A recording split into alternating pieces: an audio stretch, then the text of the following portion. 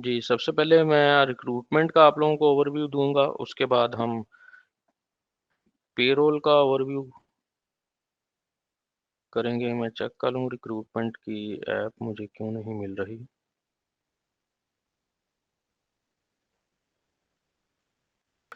जी, तो ओडो में basically recruitment की एक ऐप है जिसमें आप अपनी जो रिक्रूटमेंट है वो आप स्टार्ट कर सकते हैं। इसको आप basic to intermediate level app कह सकते हैं। आप अपनी जॉब पोज़ीशंस को यहाँ पे डिफ़ाइन करके इवन उन जॉब पोज़ीशंस को आप पब्लिश भी कर सकते हैं वेबसाइट पे। तो आपकी जो ओडो में वेबसाइट बनी हुई है, उसके ऊपर वो आपके जो जॉब्स का पेज है या जिसे हम कैरियर्स का पेज कहते हैं, वहाँ पे वो जॉब पब्लिश भी हो जाती है। और फिर उसके ऊपर जो अगर आप कोई अप्लाई वगैरह करें तो वो आपको डायरेक्ट फिर ईमेल भी आती है ओडो में और वो एक एप्लीकेशन भी क्रिएट हो जाती है। तो हम क्विकली उसको देख भी लेते हैं कि वो कैसे काम करता है। उसके लिए सबसे पहले अगर आप रिक्रूटमेंट की ऐप में जाते हैं तो आपने पोज़ीशन डिफ़ाइन करनी होती है कि आप किसके लिए रिक्रूटमेंट करना चाहते हैं। तो फॉर एग्ज़ाम्पल यहाँ पे हम कोई एक पोज़ीशन ले लेते हैं, जो ओडो दे रहा है वही हम ले लेते हैं, सेल्स मैनेजर। और एप्लीकेशन की जो ईमेल है,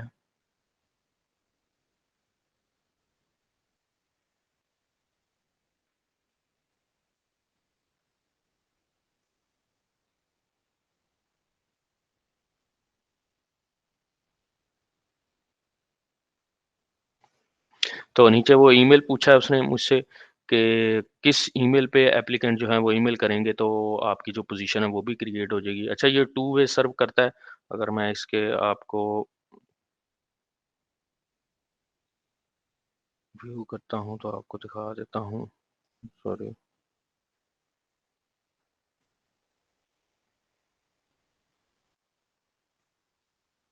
ये जो जॉब पोज़ीशन मैंने क्रिएट की है सेल्स मैनेजर, इसमें मैंने ये जो ईमेल एलियास दिया है शकील डॉट अहमद ऐट आगे जो मेरी डोमेन है इस इंस्टेंस में लगी हुई है। तो अगर तो इस पे कोई ईमेल करेगा तो ऑटोमैटिकली यहाँ पे एप्लीकेशन भी एक जॉब एप्लीकेशन क्रिएट हो जाएगी और यहाँ पे ये जो 0 न्यू एप्लीकेशंस है इसमें लिखा आ जाएगा कि आपने ये एक एप्लीकेशन आ गई है। एक ये इसका ऑप्शन होता है। दूसरा ये होता है कि अगर मैं इसको पब्लिश करता हूँ अपनी वेबसाइट पे, तो उसमें भी वेबसाइट से जो एप्लीकेशन आएगी वो भी इसमें डायरेक्टली आ जाएगी। अच्छा, इसमें देखिए आप देख सकते हैं इस पे लिखा हुआ है नॉट पब्लिश। तो अगर मैं इसको पब्लिश करना चाहता हूँ तो यहाँ से मैं इसको ऑन कर दूँगा तो ये अब मेरी वेबसाइट पे भी मुझे शो होगी। और जॉब पेज अगर मैं इस पे क्लिक करूँगा तो मुझे वो दिखाएगा कि जो मेरा जॉब का पेज है वेबसाइट पे वो कैसा दिखेगा और ये जॉब वहाँ पे कैसे लुक लाइक कर रही होगी। तो ये ऐसे वहाँ पे आपकी वेबसाइट पे आ रही होगी, सेल्स मैनेजर की जॉब्स में ये एक पोज़ीशन आ रही है। और जिसने अप्लाई करना है फॉर एग्ज़ाम्पल जो हमारे जॉब के पेज तक जो भी एम्प्लॉयी पहुँच गया है, जो कैंडिडेट जो अप्लाई करना चाहता है उसको ऐसे शो होगा। इसको इसको ये जो कंटेंट्स हैं आप यहाँ से एडिट करके वेबसाइट का अगर आप थीम वगैरह या इसकी जो सेटिंग्स हैं चेंज करना चाहें तो कर सकते हैं। और ये जो नीचे आ रहा है ये बेसिकली यहाँ पे जॉब डिस्क्रिप्शन भी आप डाल सकते हैं, सेल्स मैनेजर की क्या जॉब डिस्क्रिप्शन होती है।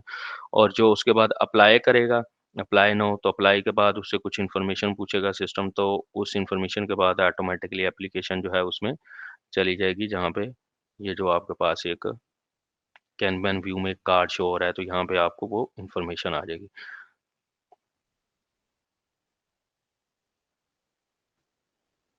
अगर मैं इसकी कॉन्फ़िगरेशन में जाता हूँ तो ये जो मैंने एक जॉब पोज़ीशन अ, ओपन की है एक। अच्छा, इसमें यहाँ पे जाके आप देखें सेल्स मैनेजर है, यहाँ पे जॉब समरी में आप जॉब समरी डाल सकते हैं जिसको मैं जेडी कह रहा था कि आप यहाँ पे जो भी डालेंगे वो इसकी जस्ट लाइक समरी काम करेगा।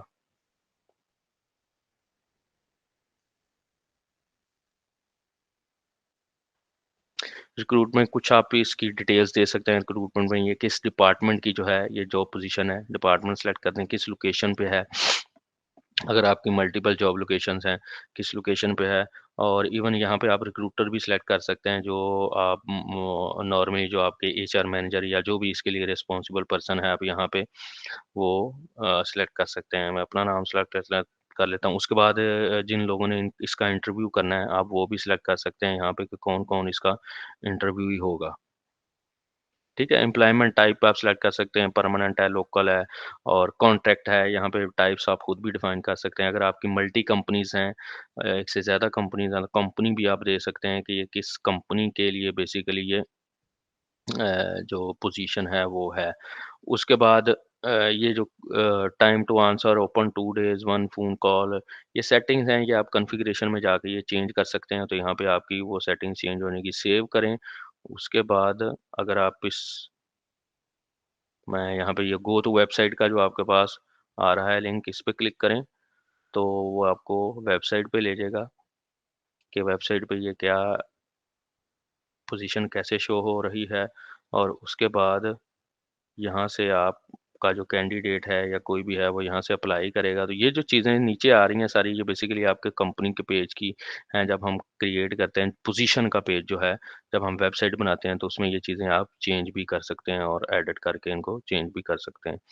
अगर मैं वापस जाता हूँ, एक और चीज़ आपको दिखा दूँ कि जॉब एप्लीकेशन पे क्लिक करेंगे तो इस पोज़ीशन के अगेंस्ट जो भी जॉब एप्लीकेशंस आई हैं, उन पे ले जाएगा सिस्टम आपको। तो अभी तक कोई एप्लीकेशन यहाँ पे नहीं आई है, तो अभी ये ब्लैंक शो करा रहा है। तो हम एक एप्लीकेशन भी क्रिएट करके देख लेते हैं और फिर उसको ट्रैवल करवाते हैं उस एप्लीकेशन को। तो अगर हम वेबसाइट से ही एप्लीकेशन क्रिएट करते हैं, तो अब अगर आपका कोई कैंडिडेट आ रहा है, तो वो वेबसाइट पे आएगा, उसके बाद जॉब्स के पेज पे आएगा, तो उसको ये जॉब ओपन शो हो रही होगी, तो वो यहाँ से अप्लाई पे क्लिक करेगा।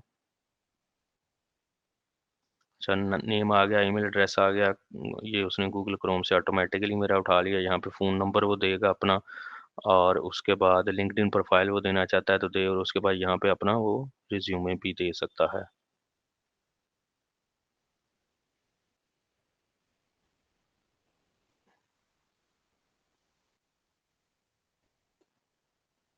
इसको अगर मैं सेलेक्ट कर लेता हूँ, ओके, उसके बाद आप इस पे क्लिक करें। उसके बाद कांग्रेचुलेशंस का मैसेज आएगा, your application has been posted successfully, in the mean time look around on our website. आप कंपनी की वेबसाइट से गो थ्रू कर लें, और क्या गो थ्रू करना है तो कंटिन्यू टू आवर वेबसाइट करें, तो आपको वो वेबसाइट के ऊपर दोबारा होम पेज पे ले जाएगा। अच्छा, मैं वापस जाता हूँ ओडू में, अब हम जाते हैं रिक्रूटमेंट में, वहाँ पे एक एप्लीकेशन आ जानी चाहिए, तो आप देख सकते हैं यहाँ पे आ गया वन न्यू एप्लीकेशन। अच्छा, इस पे मैं क्लिक करता हूँ, तभी वो इनिशियल क्वालिफिकेशन में आई है, नाम भी आ रहा है, और इसमें आप देख सकते हैं एक अटैचमेंट भी है जो मैंने एज़ अ सीवी अटैचमेंट किया है। इसके ऊपर अगर आप क्लिक करेंगे तो आपको डायरेक्ट अटैचमेंट दे देगा, जो इसमें अटैचमेंट है, और अगर ये सीवी है तो आप इसको यहाँ पे ओपन करके या डाउनलोड करके देख सकते हैं। अच्छा, अगर ये इम्पोर्टेंट है, अर्जेंट है, आप इसके ऊपर स्टार्स मार्क कर सकते हैं कितनी इम्पोर्टेंट है यहाँ पे, और उसके बाद आप इंटरव्यू शेड्यूल करना है इसका, इंटरव्यू शेड्यूल कर सकते हैं, और उसके बाद रिफ्यूज़ करना है, रिफ्यूज़ कर सकते हैं। और अगर मैं इसको ओपन करूँ एप्लीकेशन को, तो आप यहाँ से देख सकते हैं इसको कि इसकी डिटेल आ रही है कैंडिडेट की जो उसने फ़िल की थी। उसके अलावा यहाँ पे expected salary, propose salary, availability, ये चीज़ें कुछ आपने जो उनसे इंक्वायर करके यहाँ पे दा डाल सकते हैं उस कैंडिडेट से रिलेटेड डिटेल। ये एप्लीकेशन समरी में मैंने, आपको याद होगा, ऑनलाइन पेज पे वेबसाइट पे ओके लिखा था, तो यहाँ पे आगे ओके ट्रैवल कर गया। तो यहाँ पे जो भी आप अपना कोई, जैसे आपका वो अ, होता है कवर लेटर वगैरह, वो यहाँ पे आप मेंशन करना चाहें जॉब एप्लीकेशन के टाइम पे, तो वो यहाँ पे आपका लोड हो जाएगा। अब आपके पास ये इनिशियल क्वालिफ़िकेशन के लिए आ गई है एप्लीकेशन, अब इसको आपने डिसाइड करना है जो भी इसके लिए रिस्पॉन्सिबल, जैसे रिक्रूटर इसका शकील अहमद था, तो अब उसने इसको बेसिकली वैल्यूएट करना है और इसको क्वालीफाई मार्क करना है, या इसको वो रिफ्यूज़ कर देगा। तो अगर ये क्वालीफाई मार्क करता है तो ये ऑब्वियसली आगे ट्रैवल करेगा, फर्स्ट इंटरव्यू, सेकंड इंटरव्यू, और कॉन्ट्रैक्ट प्रपोज़ल की तरफ ये जाएगा। और अगर ये रिफ्यूज़ करना है तो रिफ्यूज़ का बटन आ रहा है, आप यहाँ से डायरेक्ट रिफ्यूज़ कर सकते हैं। उसके बाद फॉर एग्ज़ाम्पल इसने क्वालीफाई किया है, तो हम इसको फर्स्ट इंटरव्यू में यहाँ पे क्लिक करके भी मूव कर सकते हैं, या आप अगर वापस कैनवन व्यू में जाएँ,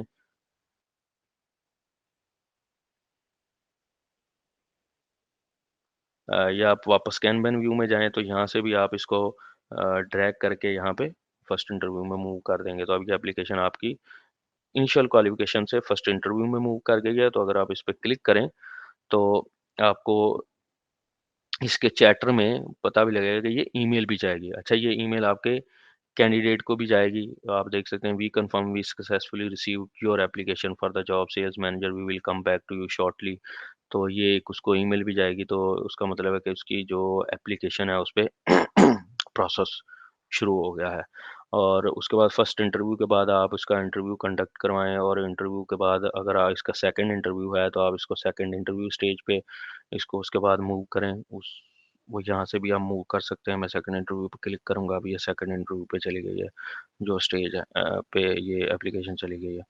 अच्छा, उसके बाद इस एप्लीकेशन से रिलेटेड कोई भी और डिटेल्स हैं, आपने कोई इंटरव्यू किया है, उसके कोई रिमार्क्स वगैरह आप मेंशन करना चाहते हैं, अब यहाँ पे लॉग नोट में इसके चैटर में इसकी हिस्ट्री इस एप्लीकेशन से रिलेटेड सारी डाल सकते हैं और किसी को आप एड्रेस भी करना चाहें तो आप कर सकते हैं कि वो भी ये देख सके। तो फॉर एग्ज़ाम्पल मैं यहाँ पे डाल देता हूँ एक लॉग।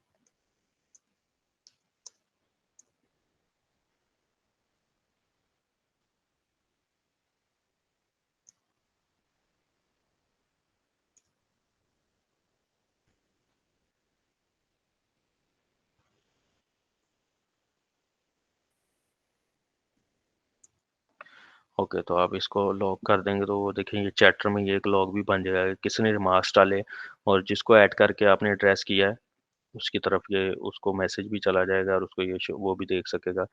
तो इसी तरह आप यहाँ पे उस कैंडिडेट का फीडबैक या उसकी जो भी स्टेटस चल रहा है, कोई भी लॉग्स हैं, यहाँ पे आप साथ-साथ एक्टिविटी भी उसकी लॉग कर सकते हैं। उसके बाद अगर कॉन्ट्रैक्ट प्रपोज़ल स्टेज है, आपने उसको कॉन्ट्रैक्ट प्रपोज़ करना है, तो आप उसको कॉन्ट्रैक्ट प्रपोज़ल स्टेज पे मूव कर दें और उसके बाद अगर कॉन्ट्रैक्ट साइन हो गया, तो उसके बाद आप यहाँ पे उसको कॉन्ट्रैक्ट साइन स्टेटस पे भी मूव कर सकते हैं। इसके अलावा अगर आपने जो कॉन्ट्रैक्ट है, वो उससे साइन करवाना है डिजिटली, तो आप यहाँ से रिक्वेस्ट सिग्नेचर करके यहाँ पे आप डॉक्यूमेंट साइन टू साइन यहाँ पे आप डॉक्यूमेंट सेलेक्ट करें जो डॉक्यूमेंट साइन करवाना है और ये कॉन्ट्रैक्ट जो है ये जो डॉक्यूमेंट है आप इसको पहले डिजिटाइज करें और उसके बाद यहाँ पे अटैच कर लें। डिजिटाइज मीन्स ओडू डॉक्यूमेंट्स में ये कॉन्ट्रैक्ट बन सकता है। आप बना के यहाँ जब आप बनाएंगे यहाँ पे आपको शो हो जाएगा। अभी हम करके उसको देख लेते हैं। फॉर एग्जांपल मैं इसको सेंड फॉर डिजिटाइजेशन करता हूँ। You can not send a CV for applicant who not in first stage.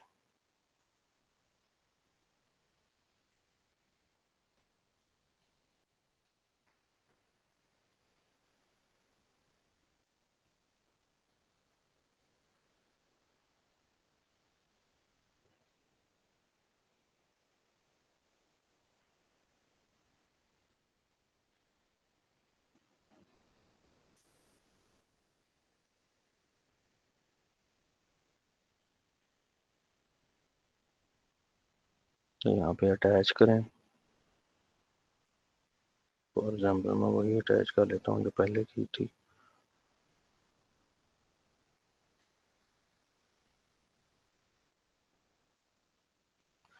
Applicant का नेम यहाँ पे सिलेक्ट करें। उसके बाद सिग्नेचर रिक्वेस्ट है, ईमेल एड्रेस दें जिसको आपने ईमेल करनी है। तो ये बेसिकली एप्लीकेंट का ईमेल एड्रेस ही होगा कि जिसको आप ईमेल करना चाह रहे हैं कि ये आपको साइन कर दें। सेंड पे क्लिक करें। डॉक्यूमेंट्स टू साइन का फील्ड चूँकि खाली है और हम इसको कॉन्फ़िगरेशन में एक दफ़ा चेक कर लें।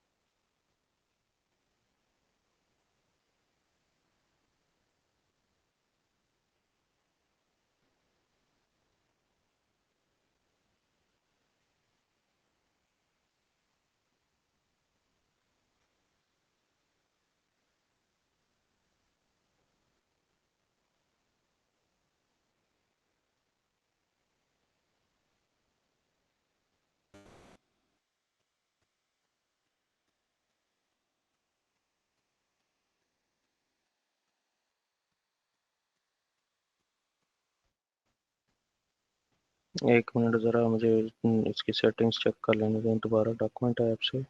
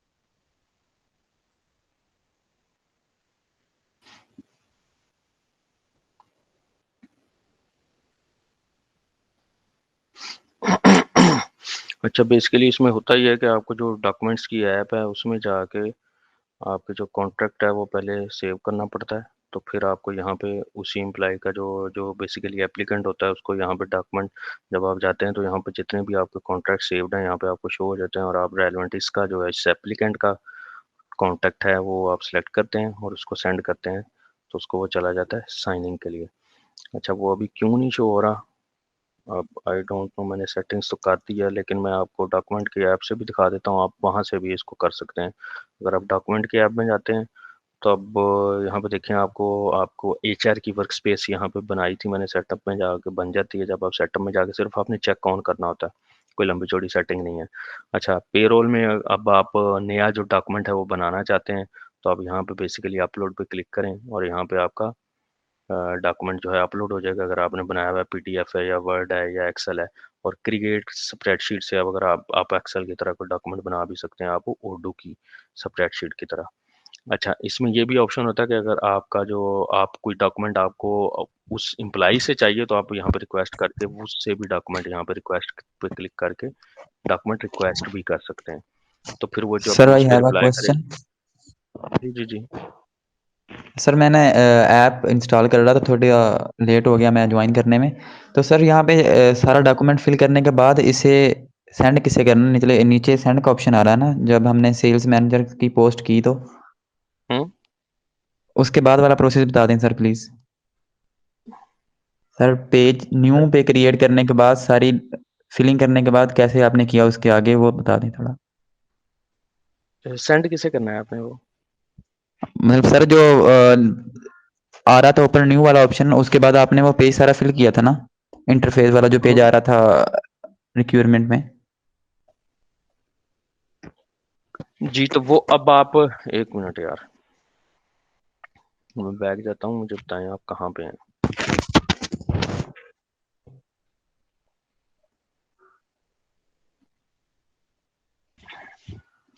यहाँ पे हैं आप? नहीं सर, इससे पीछे हूँ काफ़ी मैं। इससे पीछे कहाँ पे हैं? ये ब्लैंक है स्क्रीन आपकी, रिक्रूटमेंट में जाएं तो यहाँ पे कुछ नहीं आता। ये सर सर इससे पहले जो अब आपने वो सेल्स मैनेजर लिखने के बाद बाकी सारी चीज़ें फिल की थी।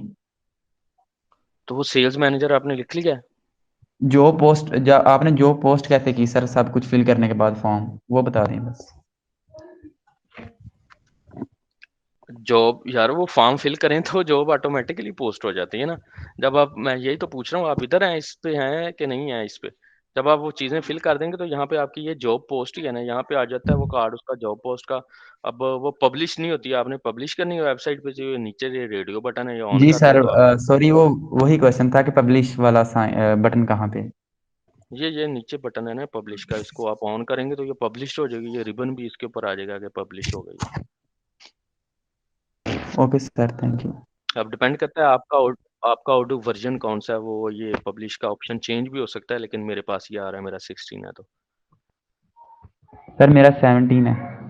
तो आपके पास आ रहा है ये नीचे ऑप्शन? नहीं सर, वो इसीलिए फिर ना।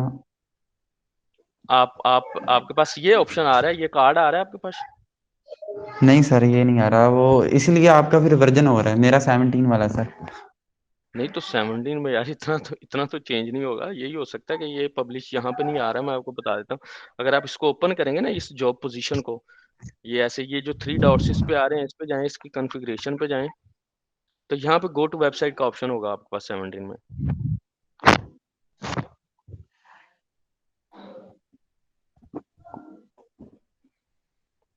आप 1 मिनट होल्ड करें, मैं आपको बता देता हूँ 17 में कहाँ पे ऑप्शन है। मुझे लग रहा है आप जॉब अभी आपने जॉब बनाई ही नहीं है, सर मैं पोज़ीशन ही आपको नहीं ली है। स्क्रीन दिखाता हूँ लैपटॉप की। करें शेयर स्क्रीन?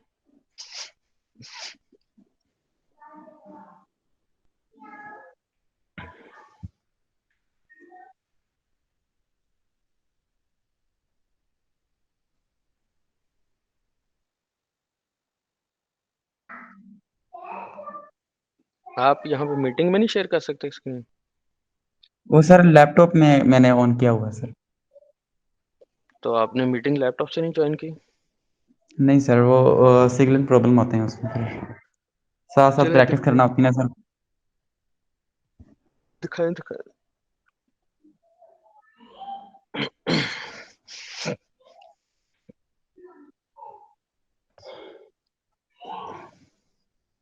यार ये क्या हो रहा है?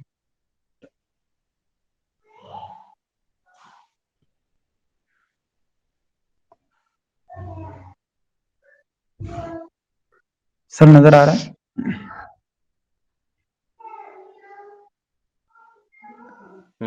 मैं सर इस हाँ। इंटरफ़ेस पे हूँ।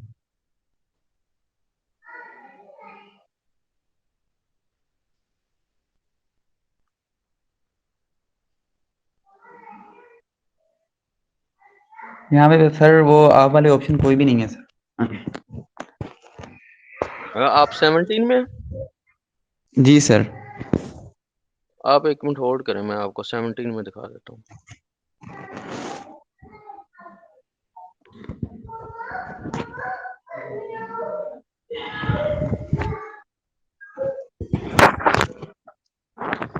जैसे-जैसे फिर मैं करता जाता हूँ, आप वैसे-वैसे करते जाएँ, तो फिर आप अगर आपने कुछ स्टेप स्किप कर दिया, तो फिर आप वो ढूँढ ऑप्शन तो आपको नहीं ना मिलेंगे। मैं आपको ओके स्क्रीन सर, शेयर कर रहा ठीक हूँ, है। आप 17 वाली आप उसमें देख लीजिएगा। 1 मिनट बस।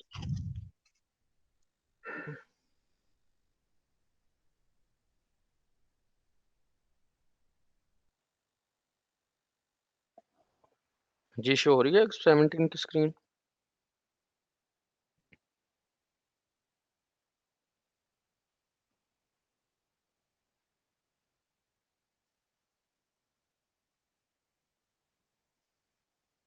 जी, ये वाली स्क्रीन शो हो गई आपको?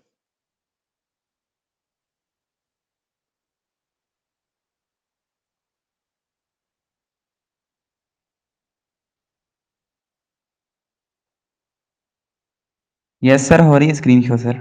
जी, तो आप बेसिकली आपने ये मैंने रिक्रूटमेंट की ऐप खोली है। जैसे ही आप रिक्रूटमेंट की ऐप खोलेंगे, अब मैं जो है वो ओडू के डेमो एनवायरनमेंट पे हूँ, तो इसमें ये एप्लीकेशंस आ रही हैं, तो आप हो सकता है आपका आपने खुद बनाया है इंस्टेंस, तो ये ब्लैंक होगी स्क्रीन। आपने पोज़ीशन बनाने के लिए न्यू पे क्लिक करना है और अपनी पोज़ीशन बनानी है, ठीक है?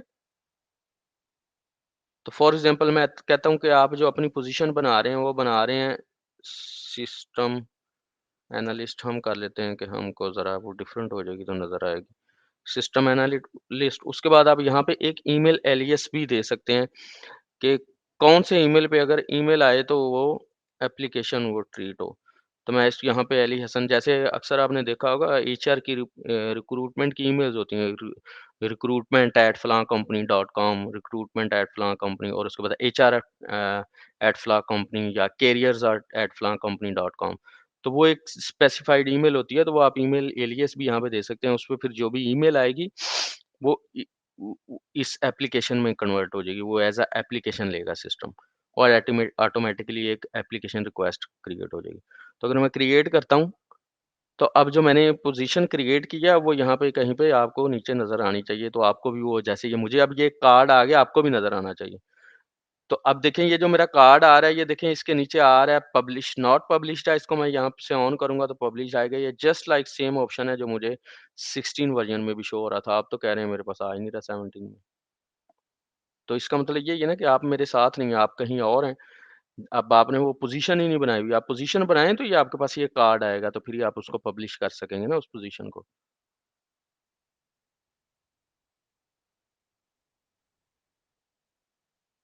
चलिए समझ गए हैं बात? ओके।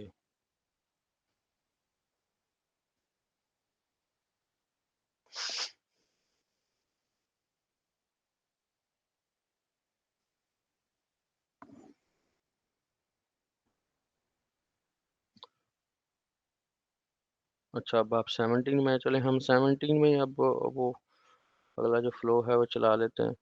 तो अब फॉर एग्ज़ाम्पल अब हम जिसमें कोई एप्लीकेशन आ रही है उसको देख लेते हैं। ये सिस्टम एनालिस्ट है, इसमें हम एक एप्लीकेशन हमने पहले वेबसाइट से एप्लीकेशन दी थी, अब फॉर एग्ज़ाम्पल आप खुद भी सिस्टम से एप्लीकेशन बना सकते हैं मैनुअल। तो अब यहाँ पे एप्लीकेंट नेम दे दें, तो आप यही समझें कि ये हमें ऑनलाइन एप्लीकेशन आ रही है। ठीक है,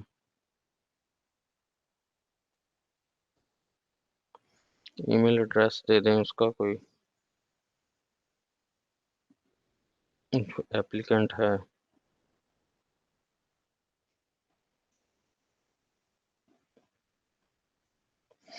और इंटरव्यूअर्स आप देख सकते हैं कौन-कौन इसका इंटरव्यू करेगा यहाँ पे। अच्छा, उसके बाद ये सारी रिक्रूटर मैंने पहले जैसे बताया जो इस पोज़ीशन के लिए बेसिकली रिस्पॉन्सिबल होगा, वो आप यहाँ पे सिलेक्ट करें।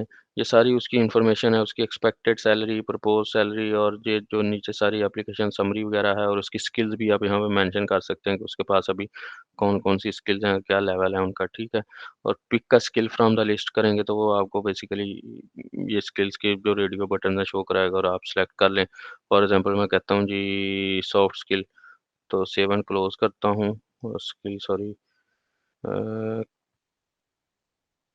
कम्युनिकेशन और उसके बाद आप यहाँ पे ये भी मेंशन कर सकते हैं उसका लेवल कितना है। तो ये एक बेसिकली उसका एक यहाँ पे एक स्कोर कार्ड भी बनता जाएगा। आप यहाँ पे स्किल्स भी उसपे की ऐड कर सकते हैं। इवन इंटरव्यू के बाद भी आपने इंटरव्यू कर लिया तो उसकी जो-जो स्किल्स होती जा रही हैं, आप यहाँ पे इंटरव्यू के मार्क्स वगैरह भी आप यहाँ पे इसी तरह स्किल्स देके मेंशन कर सकते हैं। अच्छा, उसके बाद ये आप इसको फर्स्ट इंटरव्यू पे मूव करेंगे, पोज़ीशन को फर्स्ट इंटरव्यू पे जैसे जाएगी, उसको कैंडिडेट को भी इसकी ईमेल जा रही होगी। कुछ चीज़ें मैंने पहले बता दी हैं, उसके बाद कॉन्ट्रैक्ट प्रपोज़ल पे अगर आप जाएँगे, तो कॉन्ट्रैक्ट प्रपोज़ल पे आप इसको मूव करें। उसके बाद आपका कॉन्ट्रैक्ट साइन होगा, तो इसको आप कॉन्ट्रैक्ट साइन पे मूव कर दें इसी एप्लीकेशन को। तो जैसे-जैसे ये ट्रैवल कर रही है, इसको आप मूव कर सकते हैं आगे-आगे इस पोज़ीशन को। तो जो सॉरी क एप्लीकेशन को। और उसके बाद हम आखिरी जो देख रहे थे प्रोसेस वो ये देख रहे थे कि आप ये इसका कॉन्टैक्ट जो है वो आप डिजिटली सेंड भी कर सकते हैं। तो अब आप देखें यहाँ पे जनरेट ऑफर का बटन भी आ रहा है 17 में, इस पे क्लिक करेंगे तो चूँकि अब मैं ओडू रन पोर्ट पे हूँ तो इसमें बेसिकली सारी ज़्यादातर जो सेटिंग्स हैं वो की होती हैं इन्होंने ओडू वालों ने खुद ही। तो कॉन्ट्रैक्ट का टेम्पलेट है, ये एक डिफ़ॉल्ट टेम्पलेट है, आप अपने खुद टेम्पलेट भी बना सकते हैं कॉन्ट्रैक्ट के। आप अगर यहाँ पे जाऊँ तो आप टेम्पलेट इसको देख भी सकते हैं क्लिक करके शॉर्ट लिंक पे तो कि ये कैसा टेम्पलेट बना हुआ है, ठीक है? तो ये एक टेम्पलेट है तो आप अपने खुद टेम्पलेट भी बना सकते हैं। तो वो फिर यहाँ पे सिलेक्ट कर सकते हैं उसके साथ जब शेयर करना है। कॉन्ट्रैक्ट सेलेक्ट करें, job position, contract start date select करें, ईयरली कॉस्ट सेलेक्ट करें, लिंक एक्सपायरेशन डेट कि ये लिंक कब एक्सपायर हो जाए क्योंकि ये लिंक की शेप में जाएगा जो आप शेयर करेंगे। सेंड बाय ईमेल करेंगे तो आप उसके एम्प्लॉयी को आपकी ये ऑफ़र एक अब ये देखें इस तरह बन के ये एक ईमेल भी सिस्टम दिखा रहेगा किस तरह की उसको ईमेल जाएगी। आप सेंड करेंगे तो ये आप उस एम्प्लॉयी को जिसने अप्लाई किया था उसको ये एक बेसिकली ऑफ़र लेटर चला जाएगा, ऑफ़र भी उसको चली जाएगी। ठीक है? अब ऊपर आपको यहाँ पे ऑफ़र भी आ जाएगी कि उसको एक ऑफ़र गई है। यहाँ से आप देख सकते हैं उस ऑफ़र को और जब वो साइन कर देगा इसको तो फुली साइंड इसका स्टेटस भी हो जाएगा। अगर वो साइन नहीं करता, इसकी डेट गुज़र जाती है तो ये एक्सपायर्ड हो जाएगी। ठीक है जी? उसके बाद अगर फॉर एग्ज़ाम्पल आपने भेज दिया है, उसको नहीं मिली, कोई और मसला आ गया है, तो आप कॉपी करके यहाँ से लिंक इसको दोबारा भी इस ऑफ़र को भेज सकते हैं। उसके बाद इसमें कोई और बेनिफिट्स जो उसके पास हैं, जैसे ये कार का बेनिफिट्स, डिफ़ॉल्ट व्हीकल, तो ये सारी इस ऑफ़र में आप यहाँ पे मेंशन कर सकते हैं।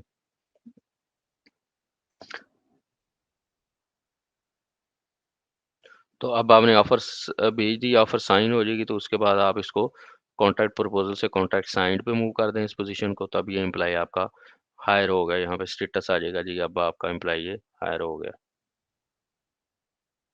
जी, रिक्रूटमेंट से इस रिलेटेड जहाँ तक किसी का कोई क्वेश्चन हो, तो जब आप इसको हायर कर देंगे, इसका स्टेटस हायर मूव कर देंगे, तो आपके पास आप यहाँ पे देख सकते हैं क्रिएट एम्प्लॉयी का ऑप्शन आ जाएगा। तो आप क्रिएट एम्प्लॉयी पे क्लिक करके इसको क्रिएट एम्प्लॉयी कर दें, तो ये आपके एम्प्लॉइज़ में चला जाएगा, ठीक है? तो अब जो सारी इन्फॉर्मेशन आपकी वहाँ पे उसकी एप्लीकेशन में आ रही थी, वो सारी फिल होके अब ये आपका एम्प्लॉयी में आ जाएगा। तो एम्प्लॉयी फॉर्म एक उसका फिल हो जाएगा।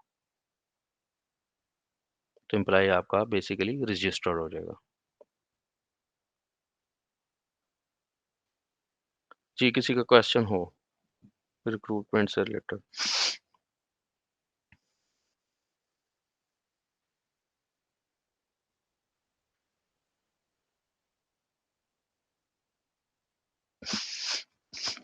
ओके। अच्छा, अब आपने एम्प्लॉयी रजिस्टर कर दिया है, तो उसके बाद आपने बेसिकली इसका कॉन्ट्रैक्ट क्रिएट करना होता है, जो कॉन्ट्रैक्ट उसने असाइन किया है, वो बेसिकली कॉन्ट्रैक्ट आपने फिर सिस्टम में इसलिए क्रिएट करना है, कब आप उसकी सैलरीज़ प्रोसेस कर सकें। तो वो हमने मूव करना है बेसिकली पेरोल की तरफ। तो उसके लिए फिर आप एक सैलरी का कॉन्ट्रैक्ट डिफाइन करते हैं, जिसमें आप उसकी सैलरी की डिटेल्स देते हैं और उसके बाद फिर पेरोल की आप सेटिंग्स करते हैं, तो अब आप पेरोल अपनी जो है प्रोसेस कर सकते हैं एम्प्लॉइज़ की। तो इसी तरह आपके एम्प्लॉइज़ बनते रहते हैं और अगर आप रिक्रूटमेंट में नहीं यूज़ कर रहे रिक्रूटमेंट की ऐप, तो आप डायरेक्ट एम्प्लॉइज़ रजिस्टर कर सकते हैं। एम्प्लॉइज़ की ऐप में जाके डायरेक्ट एम्प्लॉइज़ रजिस्टर करें और उनके कॉन्ट्रैक्ट्स डिफाइन करें और उसके बाद आप पेरोल प्रोसेस करना शुरू कर दें। और इसके अलावा अब जब आपने एम्प्लॉयी हायर कर लिया है, तो ओडू में आप उनके अप्रेज़ल भी कर सकते हैं, परफॉर्मेंस अप्रेज़ल और उसके बाद आप लॉन्च प्लान का मतलब है ये ऑनबोर्डिंग प्लान होता है कि आपने जब एम्प्लॉयी आपका हायर होता है बेसिकली, तो उसके लिए आपने कुछ जो है कुछ ऑनबोर्डिंग प्लान्स पे काम कर रहा होता है। फॉर एग्ज़ाम्पल जैसे वो आता है तो उसको कंपनी का इंट्रोडक्शन दिया जाता है, डिपार्टमेंट्स का इंट्रोडक्शन दिया जाता है, ओरिएंटेशन मीटिंग्स करवाई जाती हैं, उसका लैपटॉप तैयार किया जाता है, और उसकी सीटिंग अरेंजमेंट्स की जाती हैं। तो ये सारी चीज़ें आप उसके प्लान में डिफाइन कर सकते हैं। ये जो जैसे यहाँ पे आ रहा है, तो यहाँ पे आप वो जो ऑनबोर्डिंग प्लान है, ये बेसिकली सेटअप में सेटअप होता है। यहाँ पे जैसे ये देखें ऑनबोर्डिंग आ रहा है, ऑफबोर्डिंग आ रहा है। तो उसमें ऑनबोर्डिंग में आ रहा है to do setup IT material, fleet training, plan training, to do training. यहाँ पे आप और भी ऑप्शंस डाल सकते हैं सेटिंग्स में जाके, सेटअप्स में जाके कि उसके सिटिंग अरेंजमेंट्स करना है। ये सेटअप आईटी मटीरियल्स में उसका लैपटॉप वगैरह की ये चीज़ें आ जाएँगी। तो आप उसको लॉन्च करेंगे तो ये बेसिकली क्या करेगा सिस्टम।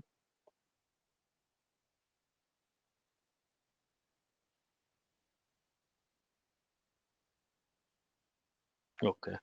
कुछ सेटिंग्स होने वाली हैं, इस वजह से वो कह रहा है कि आप लॉन्च नहीं कर सकते, मैं करके फिर आपको दिखाता हूँ। तो बेसिकली प्लान लॉन्च करने से क्या होगा कि सिस्टम एक्टिविटीज़ जनरेट कर देगा, जिस फिर उनकी वो जो प्लान बेसिकली कुछ रिस्पॉन्सिबिलिटीज़ ही है ना, कोई असाइनमेंट्स हैं जिस इसने करनी है। तो मैं वहाँ लॉन्च प्लान करूँगा तो सिस्टम एक्टिविटीज़ जनरेट कर देगा उन लोगों के लिए जिन लोगों ने वो काम करना है कि अब पर्सन चूँकि हायर हो गया, एम्प्लॉयी रजिस्टर हो गया, तब आगे उसका जो प्रोसेस है वो चलाया जाए और उन लोगों को वो एक्टिविटीज़ असाइन हो जाएँगी और वो फिर वो अपना-अपना काम करेंगे, तो वो जो उसका प्लान है वो ऑनबोर्डिंग का वो कंप्लीट हो जाएगा। मैनेजर मैंने सिलेक्ट कर दिया और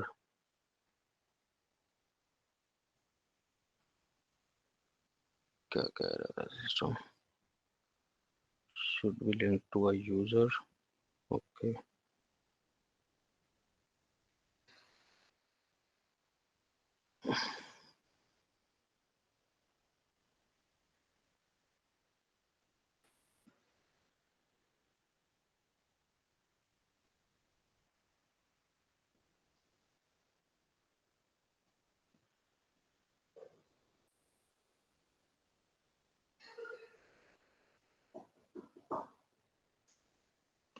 उसके बाद आप यहाँ पे इसका एम्प्लॉयी क्रिएट कर सकते हैं।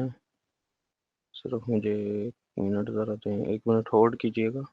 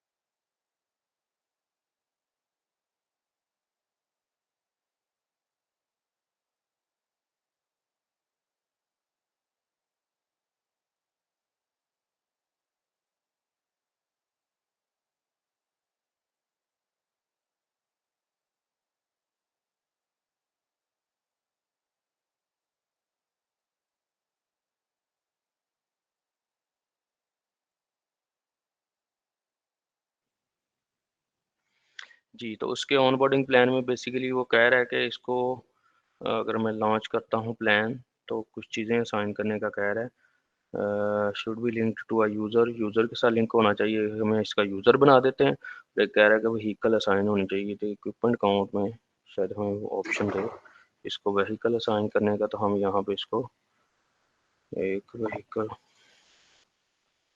असाइन कर ही देते हैं।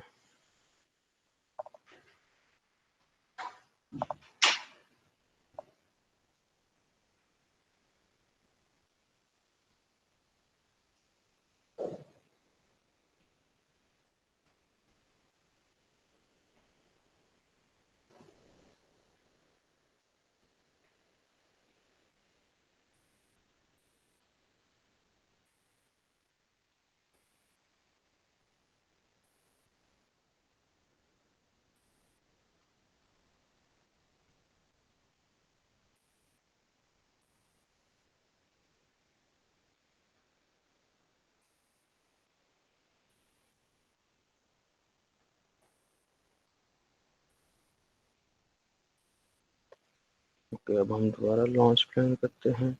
इसका यूज़र भी हम बना लेते हैं, इसका यूज़र नहीं बना हुआ, तो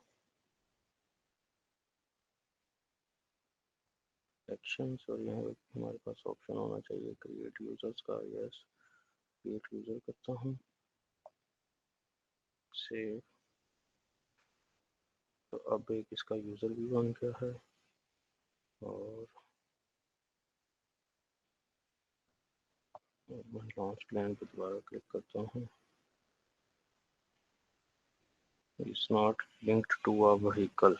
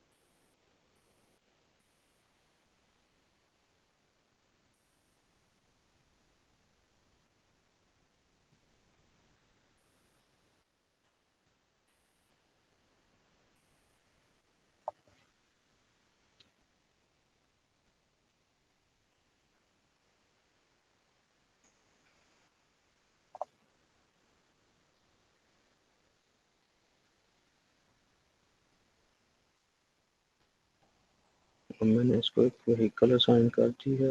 और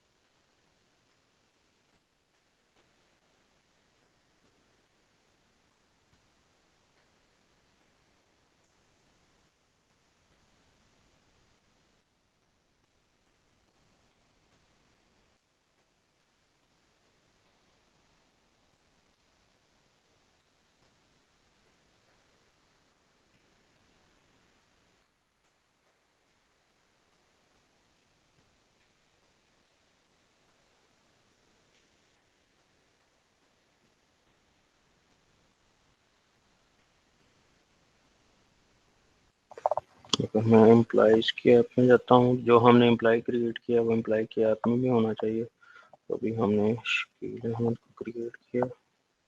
ओके, यहाँ पे आ गया सिस्टम एनालिस्ट। कॉन्फ़िगरेशन में जाके मैं इसके ऑनबोर्डिंग प्लान्स को देखता हूँ, जिस पे हमें एरर आ रहा है ऑनबोर्डिंग।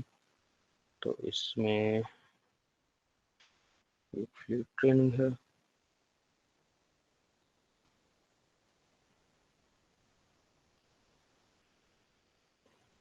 अगर मैं इसको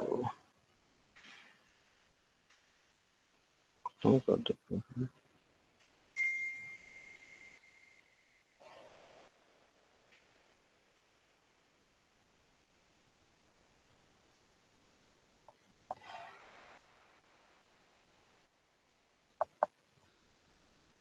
ओके। तो उसमें से जो फ्लीट ट्रेनिंग था, जिसके लिए वो कह रहा था कि व्हीकल ज़रूरी है असाइन करना, तो व्हीकल मैंने असाइन भी किया, फिर भी एरर आ रहा था उसको, और मैंने अब उसको एक को निकाल ही दिया। तो इसी तरह इसमें आप नए भी ऐड कर सकते हैं। जैसे मैंने एक ऑनबोर्डिंग प्लान से निकाला है, तो आप स्केड्यूल करेंगे इसको, प्लान डेट आप दे देंगे कि किस दिन बेसिकली ये स्टार्ट होगा, तो आप स्केड्यूल करेंगे तो आप वो जितने भी जिसकी रिस्पॉन्सिबिलिटी है उनके लिए आप देख सकते हैं कि ये सिर्फ मैं ये आपको दिखाना चाह रहा था कि उनके लिए एक्टिविटीज़ जनरेट हो जाएंगी। तो अब सेटअप आईटी मटेरियल जो है वो मिचेल एडमन को असाइन हो गई है एक एक्टिविटी, और ये ड्यू इन 5 डेज़ है, 5 डेज़ तक उसने करनी है।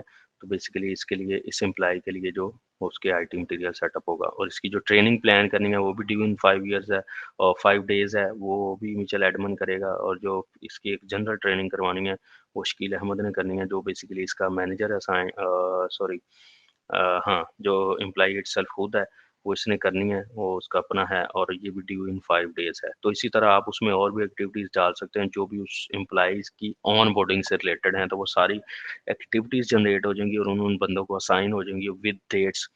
जो भी डेट्स आपने उस पर सेट की हुई हैं एक्टिविटीज़ डिफाइन करने वक्त के, वो कितने दिन में होंगी, उनका लीड टाइम क्या है, और ये उनके यहाँ पे आ जाएगी उसकी प्रोफाइल के ऊपर, ऐसे लॉग में आ जाएंगी कि ये एक्टिविटीज जनरेट हो गई हैं, और जिस जिसको असाइन हुई है उनके ये एक्टिविटीज का ये देखें, हर एम्प्लॉय के लॉगिन के साथ काउंट आ रहा होता है, उनके यहाँ पे काउंट आ जाएगा कि आपको ये एक्टिविटी असाइन हुई है, आपने ये परफॉर्म करनी है।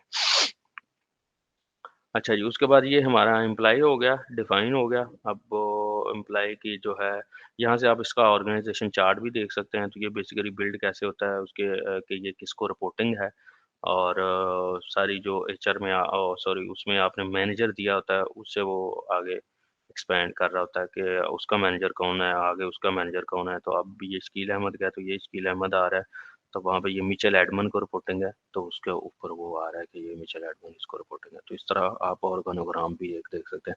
इसके अलावा मिचेल एडमन आगे ऊपर और होता किसी और को रिपोर्टिंग, तो वो भी ऊपर शो हो रहा होना था।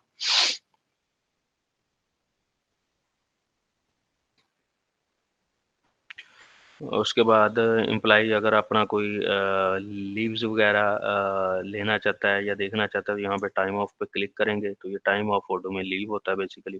तो अगर आप एचआर यूज़ कर रहे हैं, तो यहाँ से आपको जो भी आपने लीव्स ली हुई हैं, वो यहाँ पे आपको कैलेंडर में शो हो रही होंगी कि किस किस दिन आपने लीव ली हुई है। और अगर आपने नया टाइम ऑफ अप्लाई करना है, तो आप यहाँ पे न्यू पे क्लिक करके यहाँ पे टाइम ऑफ अप्लाई कर सकते हैं। ये जस्ट लाइक लीव है। टाइम ऑफ की टाइप्स डिफाइन होती हैं, सिक टाइम है, एनुअल टाइम है, पेड है या अनपेड है। तो जो भी आपकी लीव्स की टाइप्स हैं आपके ऑर्गेनाइजेशन में, वो आप डिफाइन करें। डेट दें किस डेट के लिए आपने लीव अप्लाई करनी है, और ड्यूरेशन दें, और फॉर एग्जांपल 1 डे है, 17 से 17।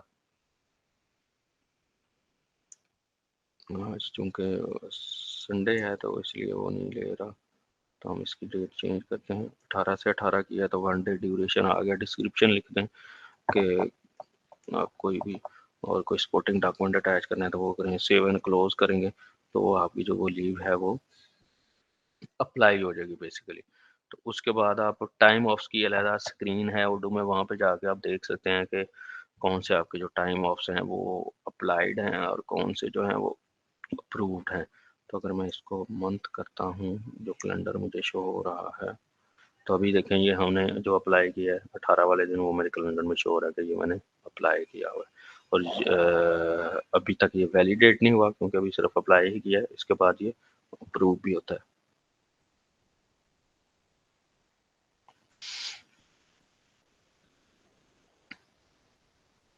अच्छा जी, ये मैंने आपको टाइम ऑफ भी दिखा दिया है, यहाँ से आप अप्लाई कर सकते हैं और एम्प्लॉयी अपना यहाँ से टाइम ऑफ अप्लाई कर सकता है और अगर हर एम्प्लॉयी का यूज़र नहीं है, तो आप यहाँ पे टाइम ऑफ की स्क्रीन होती है, वहाँ पे जाके आप जैसे ये टाइम ऑफ है, यहाँ पे जाके टाइम ऑफ्स जो हैं वो सारे अप्लाई कर सकते हैं और जो अब अप्रूव होने वाले हैं, जो वैलिडेट होने वाले हैं, वो भी आप यहाँ से ये देखिए माय टाइम ऑफ में मेरे आएँगे। उसके बाद अगर आप मैनेजमेंट में जाते हैं तो टाइम ऑफ्स और उनको अप्रूव और वैलिडेट भी कर सकते हैं टाइम ऑफ। और जहाँ पे जो आपने फॉर एग्ज़ाम्पल ये है, इसको अप्रूव करना है तो इसको सेलेक्ट करें, यहाँ से अप्रूव कर दें या बाहर वाली स्क्रीन से भी यहाँ से अप्रूव के बटन से भी अप्रूव कर सकते हैं और रिव्यू कर सकते हैं। और बाय डिफ़ॉल्ट ये जो है टाइम ऑफ जो है उसके मैनेजर के पास जाता है, मैनेजर के पास अप्रूवल के लिए जाता है जो आपने एम्प्लॉयी की प्रोफ़ाइल पे मैनेजर सेलेक्ट किया हुआ है।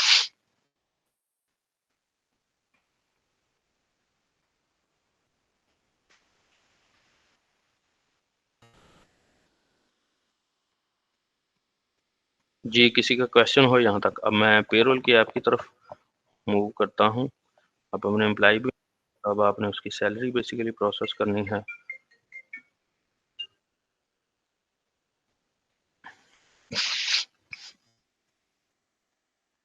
1 मिनट होल्ड कीजिएगा, मुझे एक कॉल आ रही है।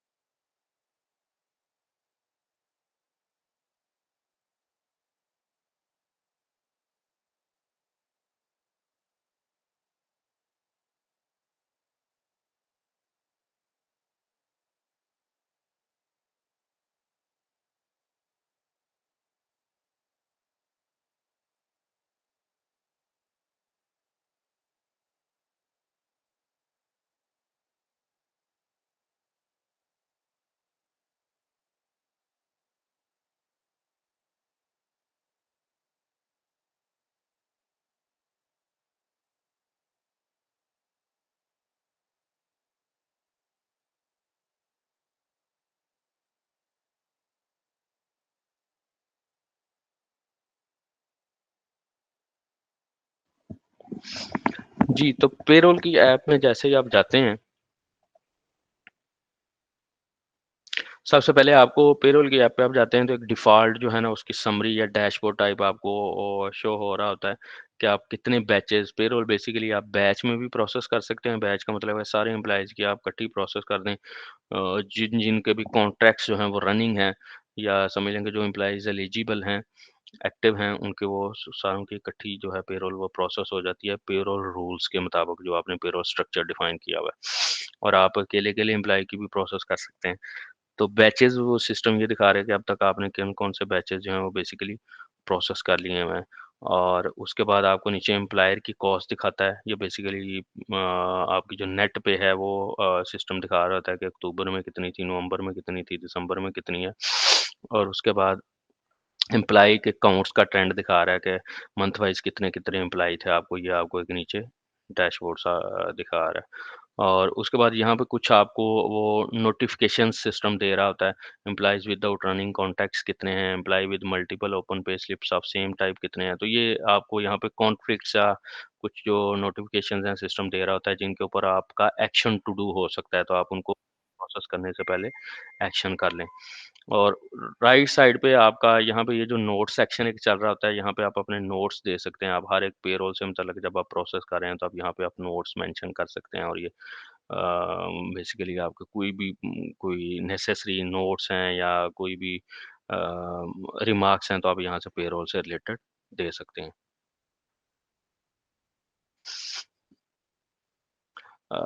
मैं आपको एक कोशिश करता हूँ कि कोई लाइव आपको दिखा दूँ, जो हमारी चल रही है, तो आपको ज़्यादा ईज़ी अंडरस्टैंडिंग हो जाएगी कोई रिक्रूटमेंट सॉरी पेरोल।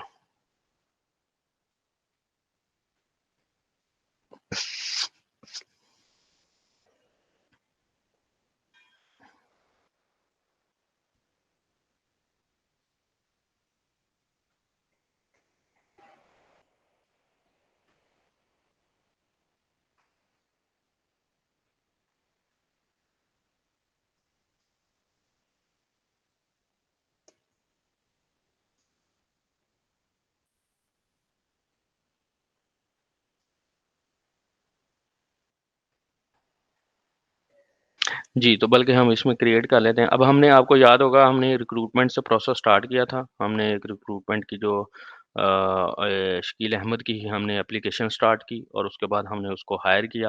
अब हम शकील अहमद की ही जो है वो कॉन्ट्रैक्ट डिफ़ाइन करते हैं बेसिकली सैलरी और उसकी ही सैलरी प्रोसेस करते हैं और इसी तरह आप सारों का कर सकते हैं। आप सारे एम्प्लॉइज़ की इकट्ठी भी सैलरी प्रोसेस कर सकते हैं, लेकिन कॉन्ट्रैक्ट हर एम्प्लॉयी का आपको डिफ़ाइन करना पड़ेगा। तो जितने भी एम्प्लॉइज़ के कॉन्ट्रैक्ट डिफ़ाइन है, आप सारों की इकट्ठी पेरोल प्रोसेस भी कर सकते हैं। तो अभी हम एक को लेके चलते हैं, तो उसी की सैलरी का कॉन्ट्रैक्ट भी डिफाइन करते हैं और हम उसकी पेरोल को प्रोसेस भी करते हैं सिस्टम में। तो अभी मैं जाता हूँ और मैं कॉन्ट्रैक्ट्स पे जाता हूँ, तो शकील अहमद का चूँकि हमने नया चूँकि एम्प्लॉयी वो बनाया अभी तो उसका कॉन्ट्रैक्ट ये नहीं यहाँ पे आना चाहिए, तो हम सर्च भी करके देख लेते हैं शकील, तो यहाँ पे कोई कॉन्ट्रैक्ट नहीं है शकील का, तो मैं यहाँ पे एक न्यू कॉन्ट्रैक्ट डिफाइन करता हूँ। कॉन्ट्रैक्ट शकील अहमद और यहाँ पे एम्प्लॉयी सेलेक्ट करूँगा कि ये किसका कॉन्ट्रैक्ट है, तो जो हमने अभी क्रिएट किया हम उसी का कॉन्ट्रैक्ट डिफाइन करते हैं। और उसके बाद यहाँ पे सैलरी स्ट्रक्चर टाइप लगा हुआ है, ये इसमें जो डिफाइंड है यूनाइटेड स्टेट्स एम्प्लॉइज़। हम ये स्ट्रक्चर्स जो हैं वो अपने खुद भी बना सकते हैं। तो मैं यहाँ पे फ़िलहाल एम्प्लॉयी कर देता हूँ यूनाइटेड स्टेट्स की बजाय। तो हम बेसिकली हमारे पास वर्कर्स और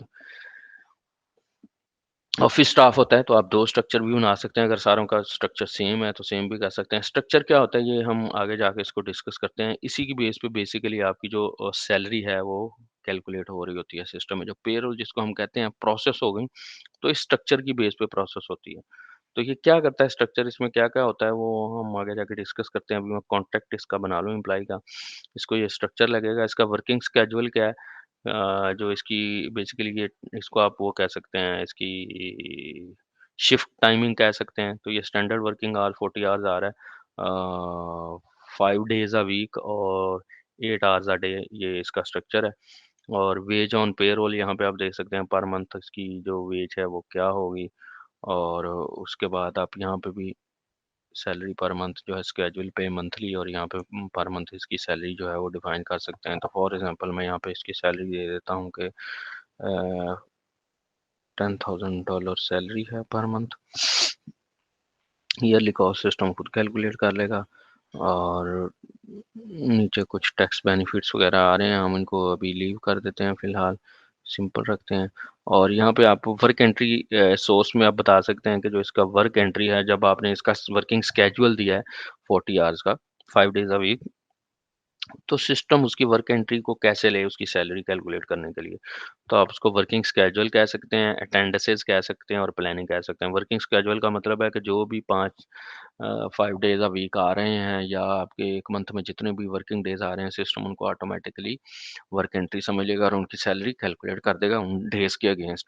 दूसरा ऑप्शन ये है नीचे आपके पास आ रहा है अटेंडेंस से सिस्टम उठाए उस एम्प्लॉयी की जिस दिन अटेंडेंस आ रही है, तो उसी दिन की सैलरी कैलकुलेट हो। तो ये अगर आप अटेंडेंस करते हैं सिलेक्ट, तो उसके बाद आप आपके अटेंडेंस का उर्दू में अटेंडेंस का मॉड्यूल है, आप वहाँ पे जाके अटेंडेंस मार्क कर सकते हैं एम्प्लॉयज़ की कि किस-किस दिन वो उसकी अटेंडेंस है।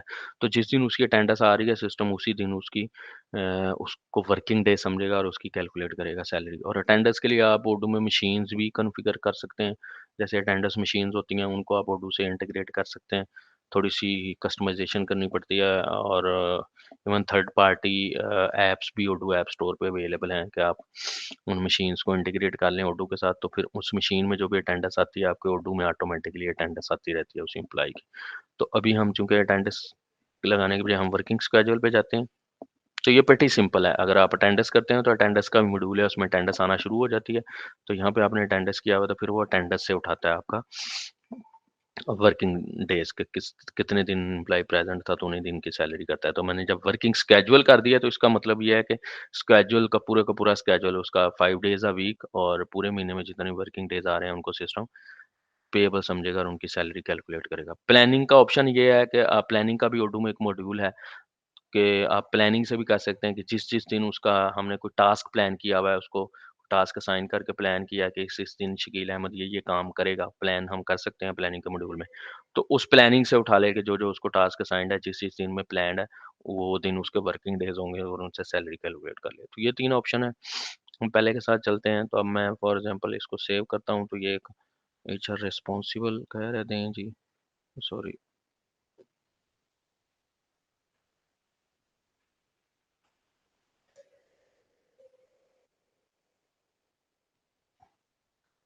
तो यहाँ पे मैं HR रिस्पॉन्सिबल एक दे देता हूँ।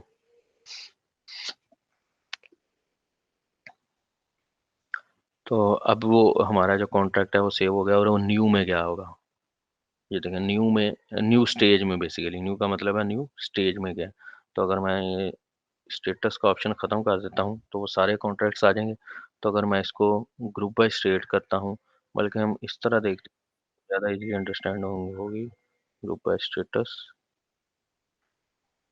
तब ये देखें आपको स्टेटस वाइज सारे कॉन्ट्रैक्ट शो हो रहे हैं। तो हमारा जो है न्यू में पड़ा होगा, तो हम उसको, जो आपका कॉन्ट्रैक्ट का स्टेटस है वो न्यू की बजाय रनिंग होना चाहिए अगर आप उसकी सैलरी कैलकुलेट करना चाहते हैं। तो अभी हमने चूँकि इसको डिफाइन ही किया तो न्यू में पड़ा हुआ है, तो मैं इसको यहाँ से मूव करके रनिंग में कर दूँगा। तो अब ये मेरा कॉन्ट्रैक्ट रनिंग में आ जाएगा। तो आप यहाँ से इसकी इन्फॉर्मेशन भी देख सकते हैं कि ये शकील अहमद का कॉन्ट्रैक्ट है, सिस्टम एनालिस्ट है, वो डिपार्टमेंट मैनेजमेंट है और फ्रॉम किस दिन से ये स्टार्ट हो रहा है कॉन्ट्रैक्ट, आज का सर स्टार्ट, उसकी वेज कितनी है। सर सर प्लीज़ फिल करने के बाद आप इस पेज पे कैसे हैं ये बताइएगा दोबारा।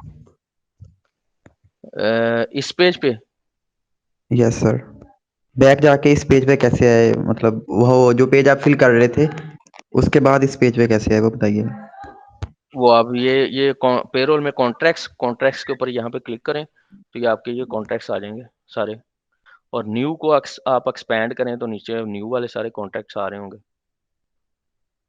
ये basically state wise, status wise दिखा रहा है ना, कॉन्ट्रैक्ट स्टेटस वाइज ग्रुप कर दिया उसने। तब हमने अपना ओके न्यू से सर, रनिंग में आपने मूव वो कर। न्यू न्यू कॉन्ट्रैक्ट हमने जो अभी बनाया सारा, वो हम्म, रनिंग की तरफ कैसे लेके जाना वो बता दें बस। वो अब वो व्यूज है ना, जब ये डिफॉल्ट व्यू आ रहा है तो इसको ओडू लिस्ट व्यू कहता है। ठीक है, ये लिस्ट व्यू है। अगर आप राइट साइड पे जाएं तो ये देखें, इसके ऊपर ये ऑप्शन आपको नजर आ रहा है, ये लिस्ट व्यू है। ठीक है, वो जो मैंने जहां से मूव किया वो कैनबन व्यू था, इस पे क्लिक करेंगे तो आपको यही कॉन्टेक्स्ट कैनबन व्यू में दिखाएगा। तो यहाँ पे आप ड्रैग एंड ड्रॉप कर सकते हैं दूसरे स्टेटस में। Okay sir. ओडू में हर डाटा जो भी जिस भी स्क्रीन पे आप जाएंगे, ओडू उसको टू वेज में या इवन कई स्क्रीन पे उसको कैलेंडर व्यूज में भी शो कराता है। तो यहाँ पे ये थ्री व्यूज में आ रहा है, लिस्ट व्यू और उसके बाद ये उसका कैनबन व्यू और आगे एक्टिविटीज व्यू है कि अगर इनकी ये जो कॉन्टेक्ट्स आ रहे हैं इनके अगेंस्ट कोई एक्टिविटीज क्रिएट हुई हैं तो वो एक्टिविटीज भी दिखाएगा। ओके सर, अभी ना मुझे चलें सर, मैं बाद में क्वेश्चन पूछता हूँ सेशन के एंड पे, वो नहीं नहीं, पूछ लें पूछ लें। इरेलीवेंट है।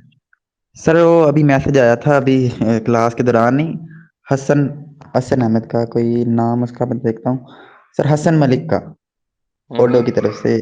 तो वो सर क्या सीन है, वो मतलब कह रहा है कि आपने जो कंपनी रजिस्टर की है वेलवेट के नाम से, तो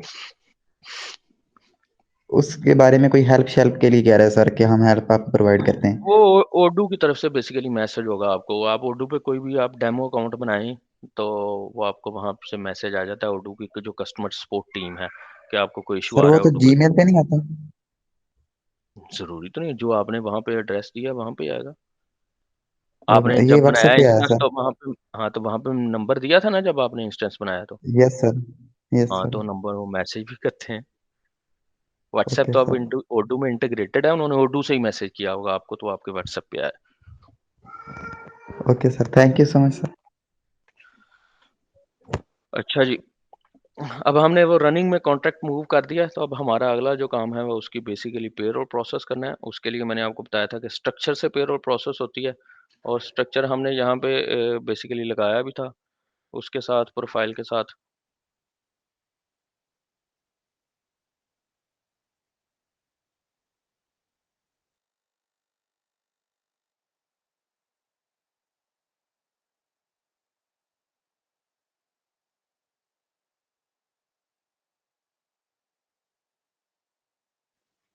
अच्छा, हम स्ट्रक्चर की तरफ मूव करते हैं तो इसमें अगर आपको, मैं उसी पे अपने कॉन्ट्रैक्ट को ओपन करता हूँ, शकील के कॉन्ट्रैक्ट को, और उसके हम स्ट्रक्चर पे जाते हैं जो हमने उसको स्ट्रक्चर एम्प्लॉय का अटैच किया है। तो इसी स्ट्रक्चर के सामने आपको इंटरनल लिंक बटन आ रहा है, इसके ऊपर अगर आप क्लिक करेंगे तो आपको ले जाएगा। अब इसमें आगे रेगुलर पे स्ट्रक्चर अटैच है। ठीक है, रेगुलर पे स्ट्रक्चर को अगर मैं ओपन करूंगा तो इसमें बेसिकली आपकी जो सैलरी की डेफिनेशन है वो हुई हुई है। अच्छा, आप इसमें देख सकते हैं इसका नाम रेगुलर पे है, इसकी टाइप एम्प्लॉई है, यूज्ड वर्कडे लाइंस के सैलरी की कैलकुलेशन के लिए वर्कडे लाइंस को यूज करना है। तो वर्कडे लाइंस हमने अभी सेटिंग में कहा है कि आपने वर्किंग डेज को लेना है। ठीक है, इंस्टेड ऑफ अटेंडेंस को। तो ये आ गई वर्कडे लाइन्स और उसके बाद इसकी रिपोर्ट का नाम पे स्लिप होगा और पे स्लिप नेम आप यहाँ पे कोई इस एम्प्लॉयी के लिए स्पेशल देना चाहते हैं तो दे सकते हैं कि जैसे शकील अहमद पे स्लिप, तो वो आप दे सकते हैं, तो मैं यहाँ पे दे देता हूँ। ठीक है? उसके बाद जो पे स्लिप का पीडीएफ है उसके ऊपर आप बेसिक पे को अगर हाइड करना चाहते हैं तो ये चेक ऑन करके आप हाइड भी कर सकते हैं और डिफ़ॉल्ट स्केड्यूल्ड पे जो है वो आपका मंथली है, ये हमने प्रोफ़ाइल पे ही सिलेक्ट कर दिया था कॉन्टैक्ट के, और आप यहाँ पे भी ये देखें आ रहा है और ये बेसिकली आपका जो पेरोल की सेटअप्स हैं उनमें ये सेट होता है। और सैलरी जनरल आपका कौन-सा होगा, जब आप सैलरी प्रोसेस कर देंगे तो अगर उसके अगेंस्ट जो वाउचर डलेगा, इस सैलरी के अगेंस्ट आप जीएल की एंट्री भी क्रिएट करवा सकते हैं। जो आपकी ओडो में कैलकुलेट होती है। तो उसके लिए जो वाउचर डलेगा उसके लिए जनरल कौन-सा यूज़ होगा, जो जीएल में जनरल तो उसकी टाइप क्या होगी, तो ये सैलरीज़ यहाँ पे लगा हुआ है। तो ये ऑटोमैटिकली बाय डिफ़ॉल्ट ओडो बना के अटैच भी कर सकता है। आप यहाँ पे अपना जनरल बना के वो भी अटैच कर सकते हैं। तो अभी आप क्लिक करेंगे तो यहाँ पे आप देखें, आपको सारे जनरल्स शो हो रहे हैं। ठीक है, अब नीचे सैलरी रूल्स हैं, जो मैं आपको कह रहा था सैलरी स्ट्रक्चर। अच्छा, नीचे रूल्स में क्या है कि बेसिक पे आपकी आएगी आपकी सैलरी में, उसके बाद हाउस रेंट अलाउंस आएगा, कन्वेंस अलाउंस फॉर ग्रेवी आएगा, उसके बाद मील वाउचर, सम ऑफ अलाउंसेस, तो ये सारे अलाउंसेस उन्होंने दिए हुए हैं, ये देखें यहाँ तक अलाउंसेस हैं। फिर आपकी ग्रॉस सैलरी क्रिएट होगी, इन सारे अलाउंसेस को बेसिक में प्लस करेगा सिस्टम, तो आपकी ये ग्रॉस सैलरी एक क्रिएट होगी, बनेगी, ठीक है? उसके बाद डिडक्शंस हैं, डिडक्शन क्या-क्या होगी आपकी सैलरी से, पीएफ की डिडक्शन होगी, प्रोफेशनल टैक्स की डिडक्शन होगी, अटैचमेंट ऑफ सैलरी की एक डिडक्शन है, असाइनमेंट ऑफ सैलरी की एक डिडक्शन है। अटैचमेंट ऑफ सैलरी और assignment of salary is basically ये फिक्स्ड डिडक्शन टाइप्स हैं ओडो में, ये नीचे चाइल्ड सपोर्ट भी जैसे आ रहा है, तो इन तीनों में आप फिक्स्ड डिडक्शंस कर सकते हैं। फॉर एग्ज़ाम्पल आपसे आपके एम्प्लॉयी ने कोई आपसे लोन ले लिया है, तो आप असाइनमेंट ऑफ सैलरी में सॉरी अटैचमेंट ऑफ सैलरी में जाके उसकी एक एंट्री करेंगे और बता देंगे कि ये मंथली ये डिडक्शन करनी है उसकी इंस्टॉलमेंट पे जो लोन लिया है, तो वो अटैचमेंट ऑफ सैलरी में से ट्रीट होता है ओडो में, ठीक है? उसके बाद कोई एक्सपेंस रीइंबर्समेंट है, कोई एम्प्लॉयी आपका करता है, कर सकता है, तो वो आपने एक अलाउंस टाइप खोली हुई है और वो आ सकता है सैलरी में। उसके बाद डिडक्शन कोई जनरल डिडक्शन है वो आ सकती है। उसके बाद एक जनरल रीइंबर्समेंट एक जनरल अलाउंस है वो खुला हुआ है। तो बेसिकली ये सारे ऊपर वाले अलाउंस बेसिक पे, उसके बाद जितने अलाउंसेस आ रहे हैं सारे उसमें प्लस होंगे, ग्रॉस कैलकुलेट होगी। उस ग्रॉस में से ये आपकी डिडक्शंस होंगी, अगर कोई है इनमें से, और उसके बाद ये अलाउंस अगर रीइंबर्समेंट अलाउंस है तो ये प्लस होगा, डिडक्शन कोई जनरल डिडक्शन है वो डिडक्ट होगी, फिर रीइंबर्समेंट अलाउंस है ये प्लस होगा अगर कोई है, तो फिर आपकी एक नेट पे बनेगी। तो वो आपकी सैलरी होगी। तो इस तरह इन ये मुख्तलिफ रूल्स डिफाइन है। ये हर एक ये जो लाइन आपको नज़र आ रही है deduction, child support, assignment of salary, तो ये रूल्स हैं। ये सारे रूल्स परफॉर्म होंगे तो आपकी एक सैलरी बनेगी। तो ये रूल्स आपके अपने भी हो सकते हैं आपकी कंपनी के हिसाब से। अब फॉर एग्ज़ाम्पल यहाँ पे ये देखें प्रोफेशनल टैक्स का रूल आ रहा है। तो ये हमारा पाकिस्तान में हमारा जो अपना टैक्स होता है इनकम टैक्स जिसको जो हमारी सैलरी से डिडक्ट होता है, हम इस रूल में वो डिफाइन कर सकते हैं कि वो कैसे-कैसे डिडक्ट होगा। या हम इसको ओपन करके देख सकते हैं ये कैसे इसमें क्या लगा हुआ है। अच्छा, ये रूल मैंने खोला है, इसमें सबसे पहले आ रही है इसकी टाइप की, ये डिडक्शन है, प्रोफेशनल टैक्स डिडक्शन है, ये डिडक्ट होगा आपकी सैलरी से। एक्टिव इनएक्टिव कर सकते हैं, आपको अपीयर्स ऑन पे स्लिप, जब आपकी पे स्लिप जो प्रिंट हो तो उसमें ये शो हो, तो इसका चेक ऑन है कि हाँ ये शो हो। और उसके बाद नीचे आप जाएँ तो ये कैलकुलेट कैसे होगा? इसकी कंडीशन है ऑलवेज़ ट्रू, का मतलब है कि ये हर पेरोल पे कैलकुलेट होगा, हर पे स्लिप पे कैलकुलेट होगा, ठीक है? ये आप चेंज भी कर सकते हैं, रेंज भी दे सकते हैं, कुछ रेंज बेस पे इसको कर सकते हैं कि क्या रेंज हो, तो ये कैलकुलेट हो, और पाइथन एक्सप्रेशन में भी कंडीशन दे सकते हैं। रेंज अगर मैं सेलेक्ट करता हूँ, तो आपको आइडिया हो जाएगा। अच्छा, मैंने रेंज कर दिया तो कॉन्ट्रैक्ट वेज नीचे मेरे पास ऑप्शन आ गया बेस्ड ऑन, और यहाँ पे मैं कोई रेंज दे दूँगा तो उस रेंज में फिर जिस एम्प्लॉयी की कॉन्ट्रैक्ट वेज आ रही है, सैलरी आ रही है, ये उसके लिए प्रोफेशनल टैक्स कैलकुलेट होगा। तो आपको पता होगा जो हमारा टैक्स है वो स्लैब्स के अकॉर्डिंगली होता है कि इससे इस तक एनुअल सैलरी है तो ये टैक्स होगा, इससे इस तक एनुअल सैलरी है तो ये टैक्स होगा। तो आप इसको रेंज पे भी बेस कर सकते हैं। और यहाँ पे नीचे ये कंडीशन है और फिर नीचे इसकी अमाउंट टाइप है कि फिर इसकी अमाउंट क्या होगी। ये कंडीशन है तो आप यहाँ पे रेंज दे के यहाँ पे फिक्स्ड अमाउंट है, आप फिक्स्ड भी टैक्स की डिडक्शन दे सकते हैं और एक परसेंटेज भी दे सकते हैं। आप यहाँ पे परसेंटेज दें और यहाँ पे नीचे आप बता सकते हैं परसेंटेज किस पे बेस करेगी। आप कॉन्ट्रैक्ट डॉट वेज लिखेंगे तो आपकी वेज पे डिपेंड करेगी वो परसेंटेज, और कोई और किसी और फ़ील्ड पे करनी है तो वो भी आप यहाँ पे पे स्लिप डॉट वो फ़ील्ड करके उसको कॉल कर सकते हैं। फॉर एग्ज़ाम्पल आपने ग्रॉस पे कैलकुलेट करना है तो पे स्लिप डॉट ग्रॉस लिखेंगे, तो ग्रॉस से वो कैलकुलेशन उस परसेंटेज की कर देगा। ठीक है? तो इस तरह बेसिकली आपका जो रूल्स हैं वो बनते हैं, तो वो जो-जो रूल्स आपने बनाए हुए हैं वो आपकी वैसे ही सैलरी कैलकुलेट कर देगा। अब जैसे प्रोविडेंट फंड है तो ये नॉर्मली एक आपकी ग्रॉस पे या बेसिक पे परसेंटेज होती है जो हर महीने आपकी डिडक्शन हो रही होती है। तो अगर मैं इसको ओपन करूँ तो आप बड़ा ईज़िली अंडरस्टैंड कर लेंगे कि क्या सिस्टम ने रूल दिया हुआ है। अब देखें ऑलवेज़ ट्रू का मतलब है कि ये हर एक के लिए कैलकुलेट होगा। अमाउंट टाइप इसकी परसेंटेज है, ये आपकी वेज के ऊपर 12.50% है। माइनस का इसके साथ इसलिए लगा हुआ है कि ये डिडक्शन है, ये पे स्लिप पे माइनस में अमाउंट आए, तो इसलिए 7% में माइनस लगाया हुआ है। तो ये 12.5% ऑफ ग्रॉस है। तो ये आपका पीएफ कैलकुलेट करेगा सिस्टम और ये एक डिडक्शन होगी। इसी तरह आपकी सबसे पहले आपका बेसिक सैलरी का जो रूल है वो डिफाइन है। बेसिक पे कैसे कैलकुलेट होगी? तो ये अभी मैं आपको ओपन करके दिखा देता हूँ, ये भी अंडरस्टैंडेबल होगा आप लोगों के लिए। तो सिस्टम ने बताया कि ये हर एक की कैलकुलेट होगी और इसके लिए पाइथन कोड यूज़ किया है। तो पाइथन कोड क्या है? Pay slip dot paid amount. तो पे स्लिप पे आपके जो पेड अमाउंट आ रही है वो आपकी बेसिकली बेसिक पे होगी। तो इसमें जो ये रूल लगा हुआ है इसमें बेसिकली जो आपकी पेड स्लिप है पे स्लिप पे अमाउंट का या मतलब आपकी जो सैलरी डिफाइंड है इन अदर वर्ड्स मैं कहूँ जो आपके कॉन्ट्रैक्ट पे वो आपकी बेसिक पे होगी। तो हमारे केस में जो हमने शकील अहमद की डिफाइन की है वो बेसिक पे नहीं है, वो ग्रॉस सैलरी है तो मैं इसको चेंज कर देता हूँ। तो ये भी पता होगा हम चेंज भी कर सकते हैं। मैं इसको कहता हूँ कि ये परसेंटेज होगी और based on contract dot wage तो मैं कहता हूँ जी कि जो मेरा कॉन्ट्रैक्ट है जो मेरी वेज है उसकी 80% मेरी बेसिक पे है। सॉरी यहाँ पे क्वांटिटी 1 आएगी कि एक दफ़ा ही कैलकुलेट होगी और मैं इसको 80% कर देता हूँ। ठीक है? तो अब मेरी बेसिक सैलरी का मैंने रूल चेंज कर दिया। पहले मेरी सारी सैलरी को वो बेसिक कह रहा था, मैंने अब उसे कह दिया कि मेरी जो कॉन्ट्रैक्ट डॉट वेज का मतलब है डॉ कॉन्ट्रैक्ट डॉट का मतलब है कि कॉन्ट्रैक्ट के फॉर्म से उठाओ और वेज का मतलब है वेज, ठीक है? तो इसी तरह आप कॉन्ट्रैक्ट और पे स्लिप के जो ये 2 फॉर्म्स हैं, यहाँ पे वो यूज़ कर सकते हैं, डॉट करके फ़ील्ड को कॉल कर सकते हैं। तब मैंने उसे कह दिया कि मेरी जो कॉन्ट्रैक्ट की वेज है, उसका 80% मेरी बेसिक पे होगी, ठीक है? उसके बाद उसमें हाउस रेंट अलाउंस है, हाउस रेंट अलाउंस क्या है? इसकी भी हम देख लेते हैं कि इसकी सिस उन्होंने फ़ॉर्मूला दिया हुआ है। हाँ, ये परसेंटेज है, वो कह रहा है जी आपका जो कॉन्ट्रैक्ट वेज है उसका 40% जो है वो हाउस रेंट अलाउंस है। तो अब हमने 80% तो अपनी बेसिक पे ले लिया है, तो 40% सिर्फ़ हाउस रेंट अलाउंस हो गया तो 100% पूरी होगी ग्रॉस पे। तो अब इसमें नीचे और भी अलाउंसेस हैं तो मैं इसको कम कर देता हूँ, मैं इसको 10% कर देता हूँ। 10% हाउस रेंट अलाउंस होया मेरा, जैसे नॉर्मली पाकिस्तान में चल रहा था। कन्वेंस अलाउंस है कुछ, कन्वेंस अलाउंस अब ये भी ऑलवेज़ ट्रू है। और ये फिक्स्ड अमाउंट है कि 800 रुपीज़ जो हैं, ये देखें फिक्स्ड अमाउंट लगा हुआ है अमाउंट टाइप, आपको कन्वेंस अलाउंस मिलना है। और उसके बाद मील वाउचर अलाउंस है, इसको देख लेते हैं ये क्या है? ये भी फिक्स्ड अमाउंट है कि ये देखें नीचे फार्मूला लगा हुआ है कि work 100 in work days and work days जो भी आपके वर्किंग डेज़ आ रहे हैं, उनके अगेंस्ट आपको और हर वर्किंग डे के अगेंस्ट 10 रुपीज़ या $10 जो है फिक्स्ड अलाउंस मिलेगा। ये आपका मील वाउचर अलाउंस है।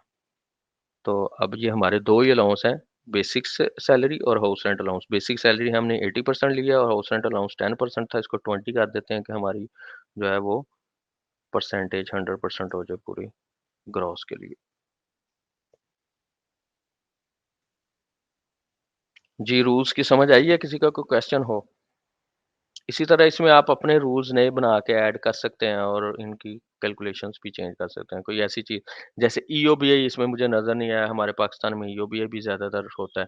तो आप यहाँ पे नया रूल बनाएँ एक डिडक्शन का, उसकी टाइप डिडक्शन करें, जैसे ये पीएफआर है। पीएफ को ही ओपन करके इसको डुप्लिकेट करें और इसका नाम ईओबीआई कर दें, इसकी उसकी टाइप भी डिडक्शन होगी। अच्छा, उस केस में ये तो परसेंटेज है, ईओबीआई की फिक्स्ड अमाउंट होती है। आप यहाँ पे परसेंटेज की बजाय फिक्स्ड अमाउंट करें और यहाँ पे नीचे फिक्स्ड अमाउंट दे दें कि कितनी उसकी डिडक्शन होगी। हम कर भी लेते हैं। अ, उसके लिए ऐड लाइन करें, ठीक है? उसका नाम दें कि ईओबीआई है, चूँकि इसमें नहीं है, ईओबीआई कैटेगरी उसकी डिडक्शन करें, ये डिडक्शन होगी और ये फिक्स्ड अमाउंट है और मैं इसको कह देता हूँ नॉर्मली जो है ये, चलो हम इसको कर, नहीं सॉरी, 320 350 के करीब ये चल रही होती है, तो हम इसको सेव कर देते हैं। और ये डिडक्शन है तो इसकी फिगर भी मैं माइनस में कर देता हूँ, तो ये 7 क्लोज हो जाएगी। सॉरी, कोड कोड इसका हमने नहीं दिया, कोड मैं इसका कर देता हूँ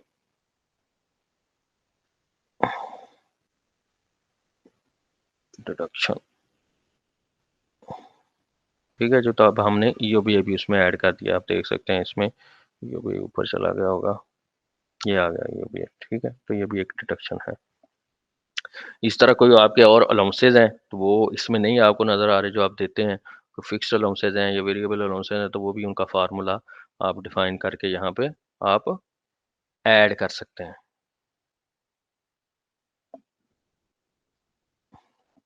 ठीक है जी, किसी का कोई क्वेश्चन हो?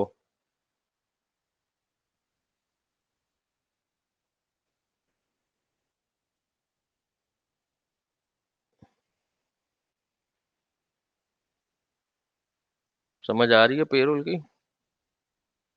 कैसे आप रूल्स बनाएँगे और फिर उसके बाद आपकी सैलरी कैलकुलेट होगी। तो अब ये मैंने रूल्स की आपको अंडरस्टैंडिंग दे दी है, आप ये सारे रूल्स खुद बना सकते हैं और यहाँ पे ऐड कर सकते हैं। जो-जो आपने यहाँ पे ऐड किए हैं रूल्स, उन्हीं के मुताबिक आपकी सैलरी कैलकुलेट होगी।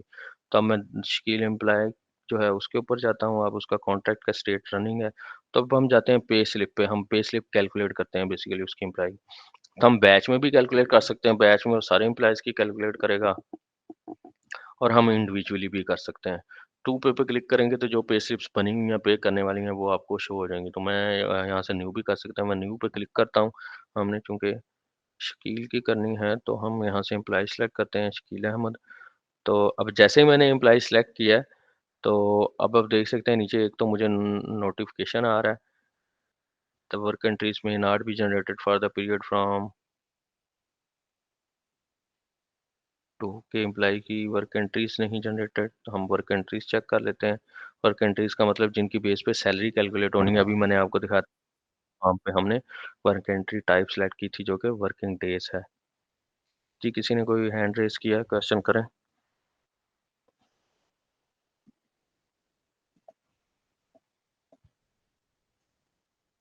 अली हसन, आपने हैंड रेज़ किया है?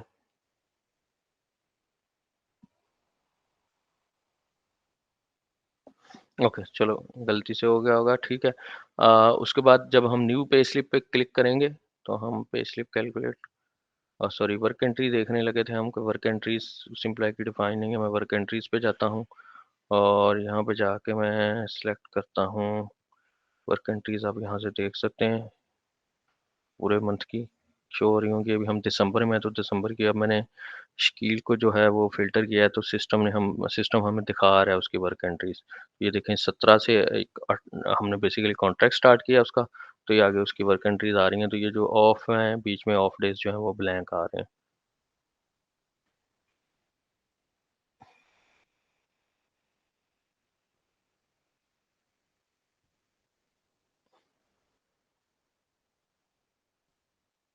रीजनरेट भी आप कर सकते हैं और उसके बाद मैं दोबारा जाके इसकी हम पे स्लिप बनाते हैं इस एम्प्लॉयी की, न्यू पे क्लिक करूँगा और एम्प्लॉयी सेलेक्ट किया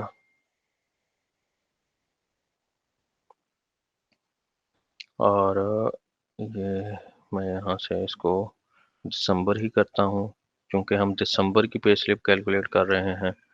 तो ये इसने 17 को जॉइन किया है, तो इसकी 12-13 दिन की जो है वो सैलरी सिस्टम, हाँ, तो 9 दिन की सैलरी। अब देखिए मैंने पीरियड चेंज किया, तो नीचे आप देख सकते हैं वर्क डेज में सिस्टम ने बता दिया कि उसके 9 वर्किंग डेज बन रहे हैं, तो 9 दिन की सैलरी सिस्टम ने शो करवा दी है हमें उसकी।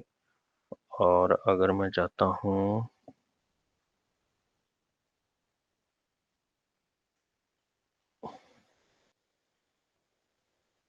इसको सेव करते हैं हम। अच्छा, अगर मैं जाता हूँ सैलरी कंप्यूटेशन में, तो आप देखेंगे अभी इसमें कोई कंप्यूटेशन नहीं आई। ठीक है, अभी मैंने सिर्फ एम्प्लॉयी सेलेक्ट किया है और पीरियड दिया है, किस पीरियड के लिए सैलरी कैलकुलेट करनी है। तो अगर मैं कंप्यूट शीट के ऊपर क्लिक करूँगा, कंप्यूट शीट, तो अब हमारी सैलरी बेसिकली कंप्यूट शीट के बेस पे कैलकुलेट होगी। ठीक है, तो अब देखें मैंने वहाँ पे 80% किया था बेसिक सैलरी को, तो सिस्टम 10,000 का यहाँ पे आपको रेट भी दिखा रहा है 80%।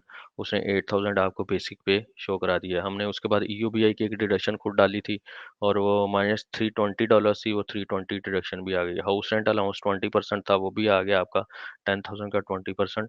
जो आपकी ये 10,000 आपकी जो कॉन्ट्रैक्ट के ऊपर सैलरी डिफाइंड है, तो उसका 20% उसने हाउस रेंट अलाउंस भी दे दिया। कन्वेंस अलाउंस हमने देखा था 800 वहाँ पे फिक्स था, वो आ गया। उसके बाद कन्वेंस अलाउंस फॉर ग्रेवी ये भी आ गया आपका। उसके बाद मील वाउचर हमने देखा था कि आपको हर दिन के अगेंस्ट $10 मिलेंगे, तो 9 वर्किंग डेज़ आ रहे हैं आपको, तो 90 उसने कन्वेंस अलाउंस दे दिया। ये नीचे एक कैलकुलेशन है सिर्फ, वो सम ऑफ कैटेगरी अलाउंसेस, लेकिन ये उसमें ज़ीरो शो करा रहा है, लेकिन ये आप इसकी सेटिंग ठीक करके ये भी देख सकते हैं। इसका मतलब ये है कि जितने भी अलाउंसेस हैं उनका आपको सम दिखाएगा, आपके टोटल अलाउंसेस कितने बन रहे हैं। ठीक है, नीचे फिर सिस्टम आपको ग्रॉस दिखा रहा है कि आपकी ग्रॉस कितनी बन रही है। अच्छा, ग्रॉस का आपकी 10,000 चूँकि वेज है, तो 10,000 से ज़्यादा नहीं होनी चाहिए। मैं इसका फ़ॉर्मूला चेक कर लेता हूँ, आपको ठीक करा देता हूँ, इसके फ़ॉर्मूले में गड़बड़ होगी, तो हम इसको भी चेक कर लेते हैं।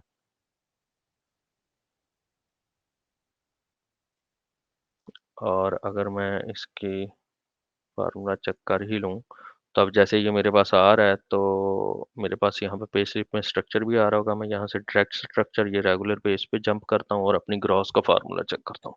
जो ग्रॉस है वो मेरी बेसिकली जो कॉन्ट्रैक्ट पे वेज दी हुई है वही ग्रॉस है, तो यहाँ पे फ़ॉर्मूला लगा होगा इसलिए वो ज़्यादा दिखा रहा है, इसमें कुछ अलाउंसेस भी प्लस हो रहे होंगे। तो हम रूल पे जाके इसका फ़ॉर्मूला चेक करते हैं। हाँ, तो वो कह रहा है जी बेसिक में सारे अलाउंसेस प्लस करके ग्रॉस दे दो। तो हमारे इसमें कुछ ऐसे भी अलाउंसेस हैं जो फिक्स्ड अलाउंसेस हैं, जो बेसिकली ग्रॉस सैलरी का पार्ट तो नहीं। तो आप चलो आप ऐसा भी रख सकते हैं कि सारे अलाउंसेस प्लस करके ग्रॉस सैलरी शो करा दो। आप इसका फार्मूला चेंज भी करना है तो आप चेंज भी कर सकते हैं। अगर आपकी जो कॉन्ट्रैक्ट पे सैलरी दी हुई है वही आपकी ग्रॉस है, तो आप यहाँ पे इसको फिक्स्ड अमाउंट करके यहाँ पे आप कॉन्ट्रैक्ट डाट अमाउंट कर दें और वही आपकी जो सैलरी है वो आपकी यहाँ पे शो हो जाएगी। और सॉरी, फिक्स्ड अमाउंट की बजाय यहाँ पे पाइथन कोड करें और रिजल्ट पे यहाँ पे कॉन्ट्रैक्ट डॉट वेज लिख दें। ठीक है, तो आपकी कॉन्ट्रैक्ट वेज वाली सैलरी जो कॉन्ट्रैक्ट की वेज है वो यहाँ पे as a gross salary show हो जाएगी। तो अभी यहाँ पे फार्मूला लगा हुआ है, तो हम इसी को रहने देते हैं और हम इसी को सही कंसिडर करते हैं। तो अभी सिस्टम हमारी जो ग्रॉस है वो बता रहा है 11,490 बन रही है, और फिर उसके बाद प्रोविडेंट फंड की 12.5% डिडक्शन थी जो कि $1,250 बन रही है।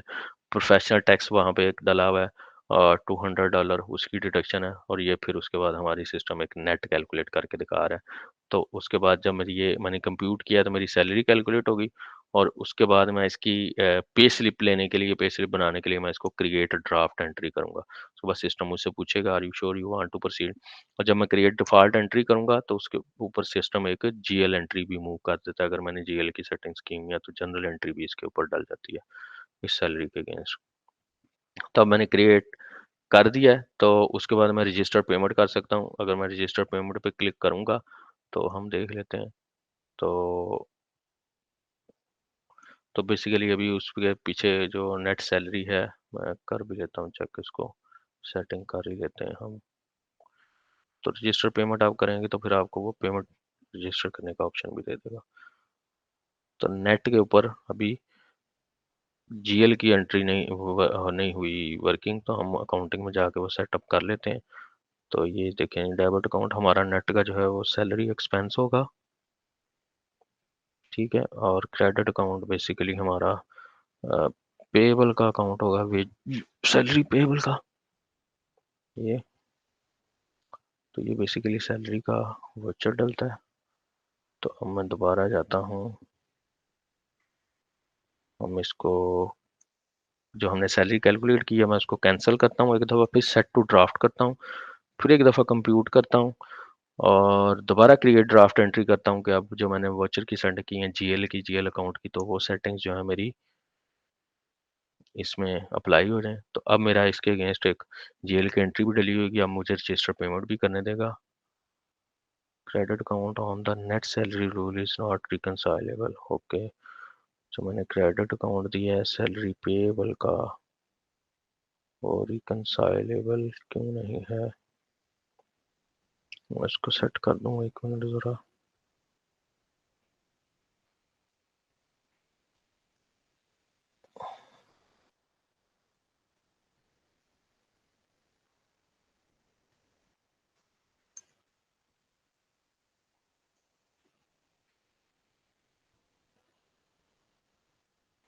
जी, तो अब मैंने उसको रिकंसाइल कर दिया है, तो रजिस्टर पेमेंट पे क्लिक करूँगा। Employee bank account is untrusted. Okay, मैं एम्प्लॉई की इस प्रोफाइल पे जाता हूँ। बैंक अकाउंट,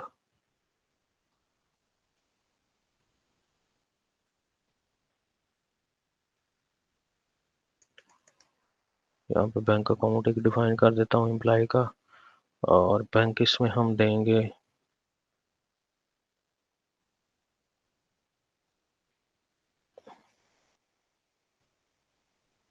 और ये इसको मैं ऑन कर देता हूँ, तो ये ट्रस्टेड हो जाएगा। तब हम रजिस्टर पेमेंट भी कर सकेंगे इसके अगेंस्ट। रजिस्टर पेमेंट पे क्लिक करूंगा। ओके, तो अब सिस्टम ये मुझे मैसेज दे रहा है कि अब इसके अगेंस्ट जो जीएल की एंट्री बनी है वो पोस्टेड नहीं है, तो पोस्ट करें तो आप पेमेंट कर सकेंगे। तो आप यहाँ पे होल्ड ही करें 1 मिनट, तो मैं दूसरी स्क्रीन पे जाके, बल्कि यहाँ पे आप लोगों को भी दिखा देता हूँ। अब ये जो मैंने क्रिएट ड्राफ्ट एंट्री की है स्लिप की, तो इसके अगेंस्ट एक जीएल की एंट्री डली है। तो अब जो जीएल की एंट्री गिरी है जाके जीएल में, तो वो बेसिकली अब आपका जो अकाउंटिंग के रिसोर्स हैं वो उसको पोस्ट करेंगे तो फिर आप पेमेंट कर सकते हैं।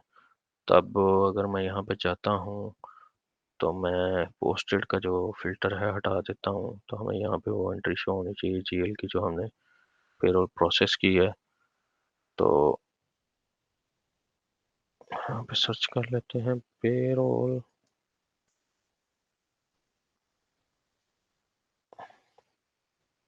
मैं इसको देखने के लिए, हमारी अपनी एंट्री देखने के लिए इसको जनरल पे ग्रुप करता हूँ।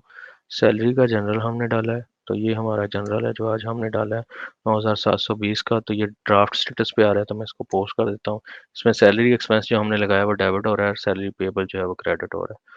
तो अब मैं अपनी जो है पेमेंट भी रजिस्टर कर सकूंगा। मैं दोबारा जाऊंगा पेरोल में, जो पेरोल मैंने क्रिएट की है, अब हम उसकी पेमेंट रजिस्टर करेंगे।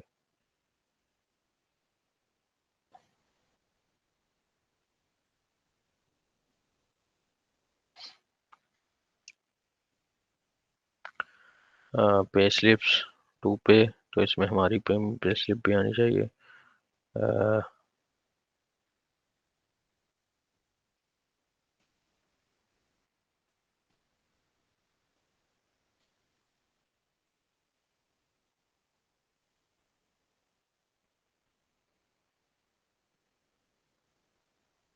पे स्लिप्स टू पे,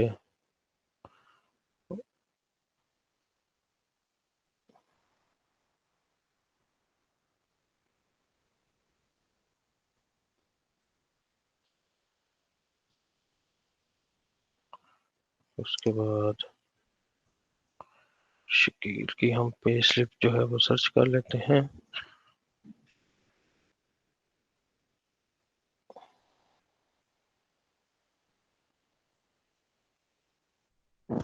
सर अभी शो हो रही है। अच्छा, तो अब जो हमने उसके अगेंस्ट जो पेमेंट थी वो हमने पोस्ट कर दिया है। पेमेंट हमने पोस्ट कर दी है, सॉरी जीएल की जो एंट्री थी उसके अगेंस्ट, उस सैलरी के अगेंस्ट वो हमने पोस्ट कर दिया है। तब मैं दोबारा उस सैलरी की स्लिप पे आऊँ, जो हमने सैलरी क्रिएट की थी पे स्लिप। अब उस पर रजिस्टर पेमेंट पे क्लिक करता हूँ।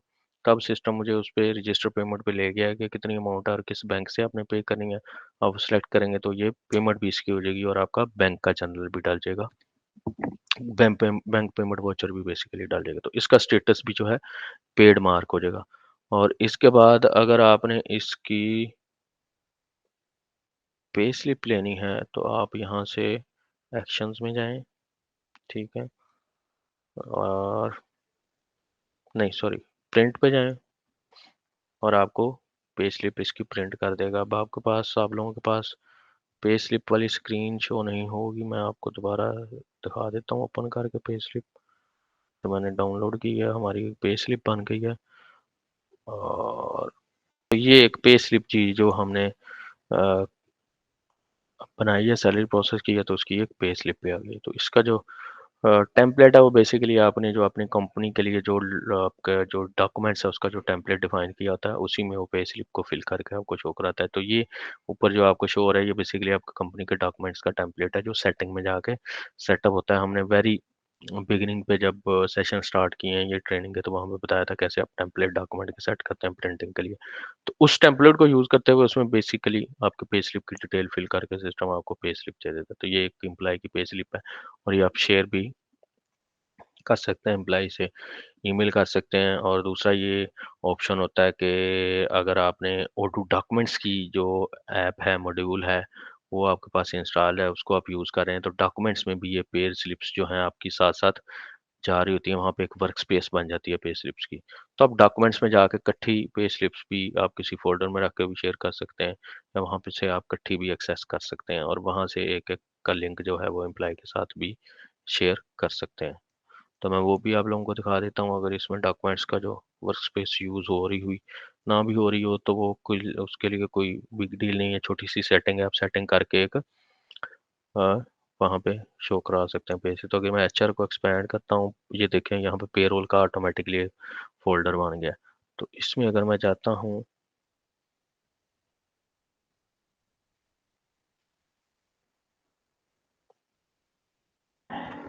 Sir I have a question. जी जी। सर जो रूल्स आपने डिफाइन किए थे थोड़ी देर पहले, क्या वो रूल हमारे लॉ लेबर लॉ की तरफ से डिफाइन होते हैं या हमने सारे खुद ही कॉन्फ़िगर करने होते हैं? यार जब आप उर्दू का इंस्टांस बनाते हैं, पेरोल की ऐप जो डाउनलोड करते हैं ना, तो उसमें कुछ रूल्स बने होते हैं। बेसिक पे, ग्रॉस पे, नेट पे भी बना होगा, कुछ डिडक्शंस बनी होंगी जो हमारी यूज़ होती हैं, पीएफ का भी शायद बना हो। तो सारे नहीं बने होते, कुछ जनरल जनरल बने होते हैं और वो आइडिया देने के लिए होते हैं। आप उनको यूज़ करके नए भी बना सकते हैं, उनको एडिट करके और वो सर भी यूज़ कर सकते हैं। Okay sir. सर जैसे कि मिनिमम वेज डिफाइन की हुई है पाकिस्तान में जितनी भी है वो शायद 13,000 है ना? हुँ, थर्टी हुँ, थाउजेंड हुँ। तो वो सर वो ऑटो सिलेक्टेड होती है जब हम कंट्री सेलेक्ट करते हैं। नहीं, नहीं, नहीं, नहीं, नहीं। वो ऑटो सेलेक्ट नहीं होती है। मिनिमम वेज सेट तो की हुई है पाकिस्तान ने, लेकिन काफ़ी सारी कंपनीज़ पे भी नहीं ना करती मिनिमम वेज। तो वो आपको पे वेज खुद ही देनी होती है। Okay sir. सर इसके खिलाफ क्या लीगल एक्शन होता है कोई? यार होता तो होगा ज़रूर क्योंकि कंपनी ने सेट की हुई है, सॉरी, कंट्री ने सेलेक्ट की हुई है एक लिमिट। तो अब लेकिन मुझे नहीं पता, वो लेबर लॉज वाले या एचआर वाले ही बेहतर जानते हैं। Okay sir, thank you so much.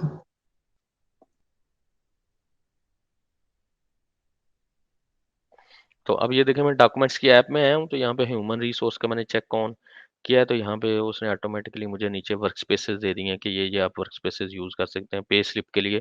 Documents में पे स्लिप्स जो हैं वो आपकी रिकॉर्ड हो रही होंगी, एचआर एंड पेरोल, ठीक है। तो हमने जो अभी पे स्लिप बनाई है वो डॉक्यूमेंट्स में पेरोल में आ जानी चाहिए। तो वैसे नॉर्मली होता भी ये है कि चूंकि जब वहाँ पे ओडू जो है वो डॉक्यूमेंट बना के उसमें भेजता है, तो ये कुछ देर बाद भी आती होती है। तो कुछ सेकंड्स या कुछ मिनट्स के बाद यहाँ पे वो आपकी वो फाइल आ जाती है जो अभी मैंने डाउनलोड भी किया है। तो जितने भी एम्प्लॉइज़ हैं जो आपने उनकी सैलरीज़ प्रोसेस की हैं, वो यहाँ पे अगर आप डॉक्यूमेंट्स की ऐप में एचआर में पेरोल में आएँगे तो वो यहाँ पे सारों की पैसे पे स्लिप्स पड़ी होंगी।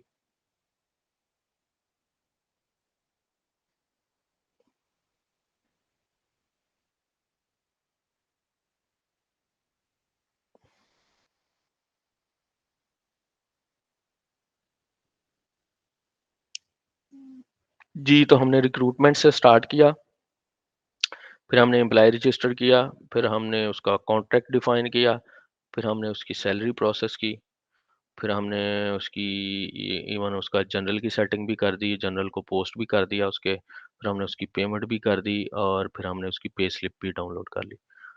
तो अभी यहाँ से किसी का कोई क्वेश्चन हो एचआर से रिलेटेड या जनरल ओडू से रिलेटेड भी कोई भी क्वेश्चन हो तो आप वो पूछ सकते हैं। हमारा जो आज का सेशन था वो तो खत्म हो गया, अब आपका क्वेश्चन आंसर सेशन है। कुछ लोगों के क्वेश्चन बताए थे सर ने कि कुछ लोगों के पास ओडू के क्वेश्चन हैं वो करने चाहते हैं, वो आप पूछ लें जिसका जो क्वेश्चन है।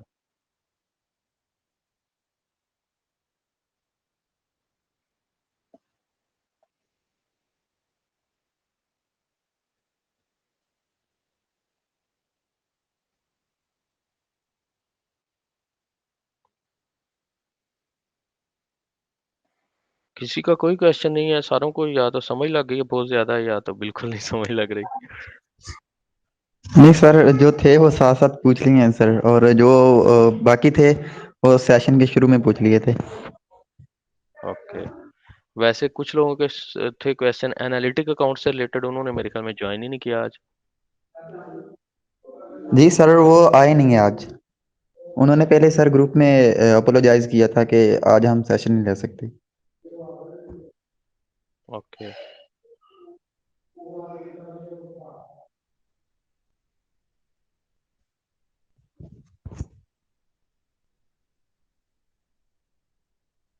चलें ठीक है, इससे इसके बाद भी किसी का कोई क्वेश्चन हो आपके पास, ग्रुप्स हैं जिनमें मैं भी ऐड हूँ, मुदस्सर साहब भी ऐड हैं, आप लोग वहाँ पे हमें पिंग कर सकते हैं, अपना क्वेश्चन भेज सकते हैं और हम उससे वेरी नेक्स्ट अवेलेबल टाइम होगा उसमें आपको रिस्पॉन्ड करके आपको उसका आंसर कर देंगे। और इसके अलावा प्रैक्टिकल सिनारियोज़ आप अप्लाई करें, उर्दू में प्रैक्टिकल कंपनीज़ बनाएँ, उनकी परचेज़ेज़ करें, उनकी सेल्स करें और प्रैक्टिकल एम्प्लॉइज़ बनाएँ, उनकी सैलरी सेट करें और उनकी पेरोल्स को प्रोसेस करें। तो प्रैक्टिकल सिनेरियोज़ बना के आप फ्लोज़ चलाएँ, जहाँ पे मसला आता है हमारी हेल्प लें। फिर आपको अंडरस्टैंडिंग होनी है कि ओडू चलता कैसे है, इसके सेटअप्स कैसे होते हैं। ये ट्रेनिंग तो आपको हो सकता है 1 हफ्ते बाद ही भूल जाए कि हमने क्या-क्या बताया है। ट्रेनिंग का मकसद ये होता है कि आपको एटलीस्ट पता लग जाए कि चीज़ें पड़ी किधर हुई हैं, आपने नेविगेट कैसे करना है, सेटअप्स कैसे होते हैं, कॉन्फ़िगरेशन कैसे होती है, प्रोसेस फ्लोज़ में जाके आप चेंज उसको कैसे कर सकते हैं। कैसे आपने कहीं पे ऐप्स पे पहुँच गए हैं तो आपने ऐप्स में नेविगेट कैसे करना है, डॉक्यूमेंट्स अप्रूव कैसे होते हैं, कन्फर्म कैसे होते हैं। तो ये सारी चीज़ें अब आपको अंडरस्टैंडिंग हो गई, आपको उर्दू का पता लग गया, अब आप इसको जितना यूज़ करेंगे उतने आप इसके एक्सपर्ट होंगे।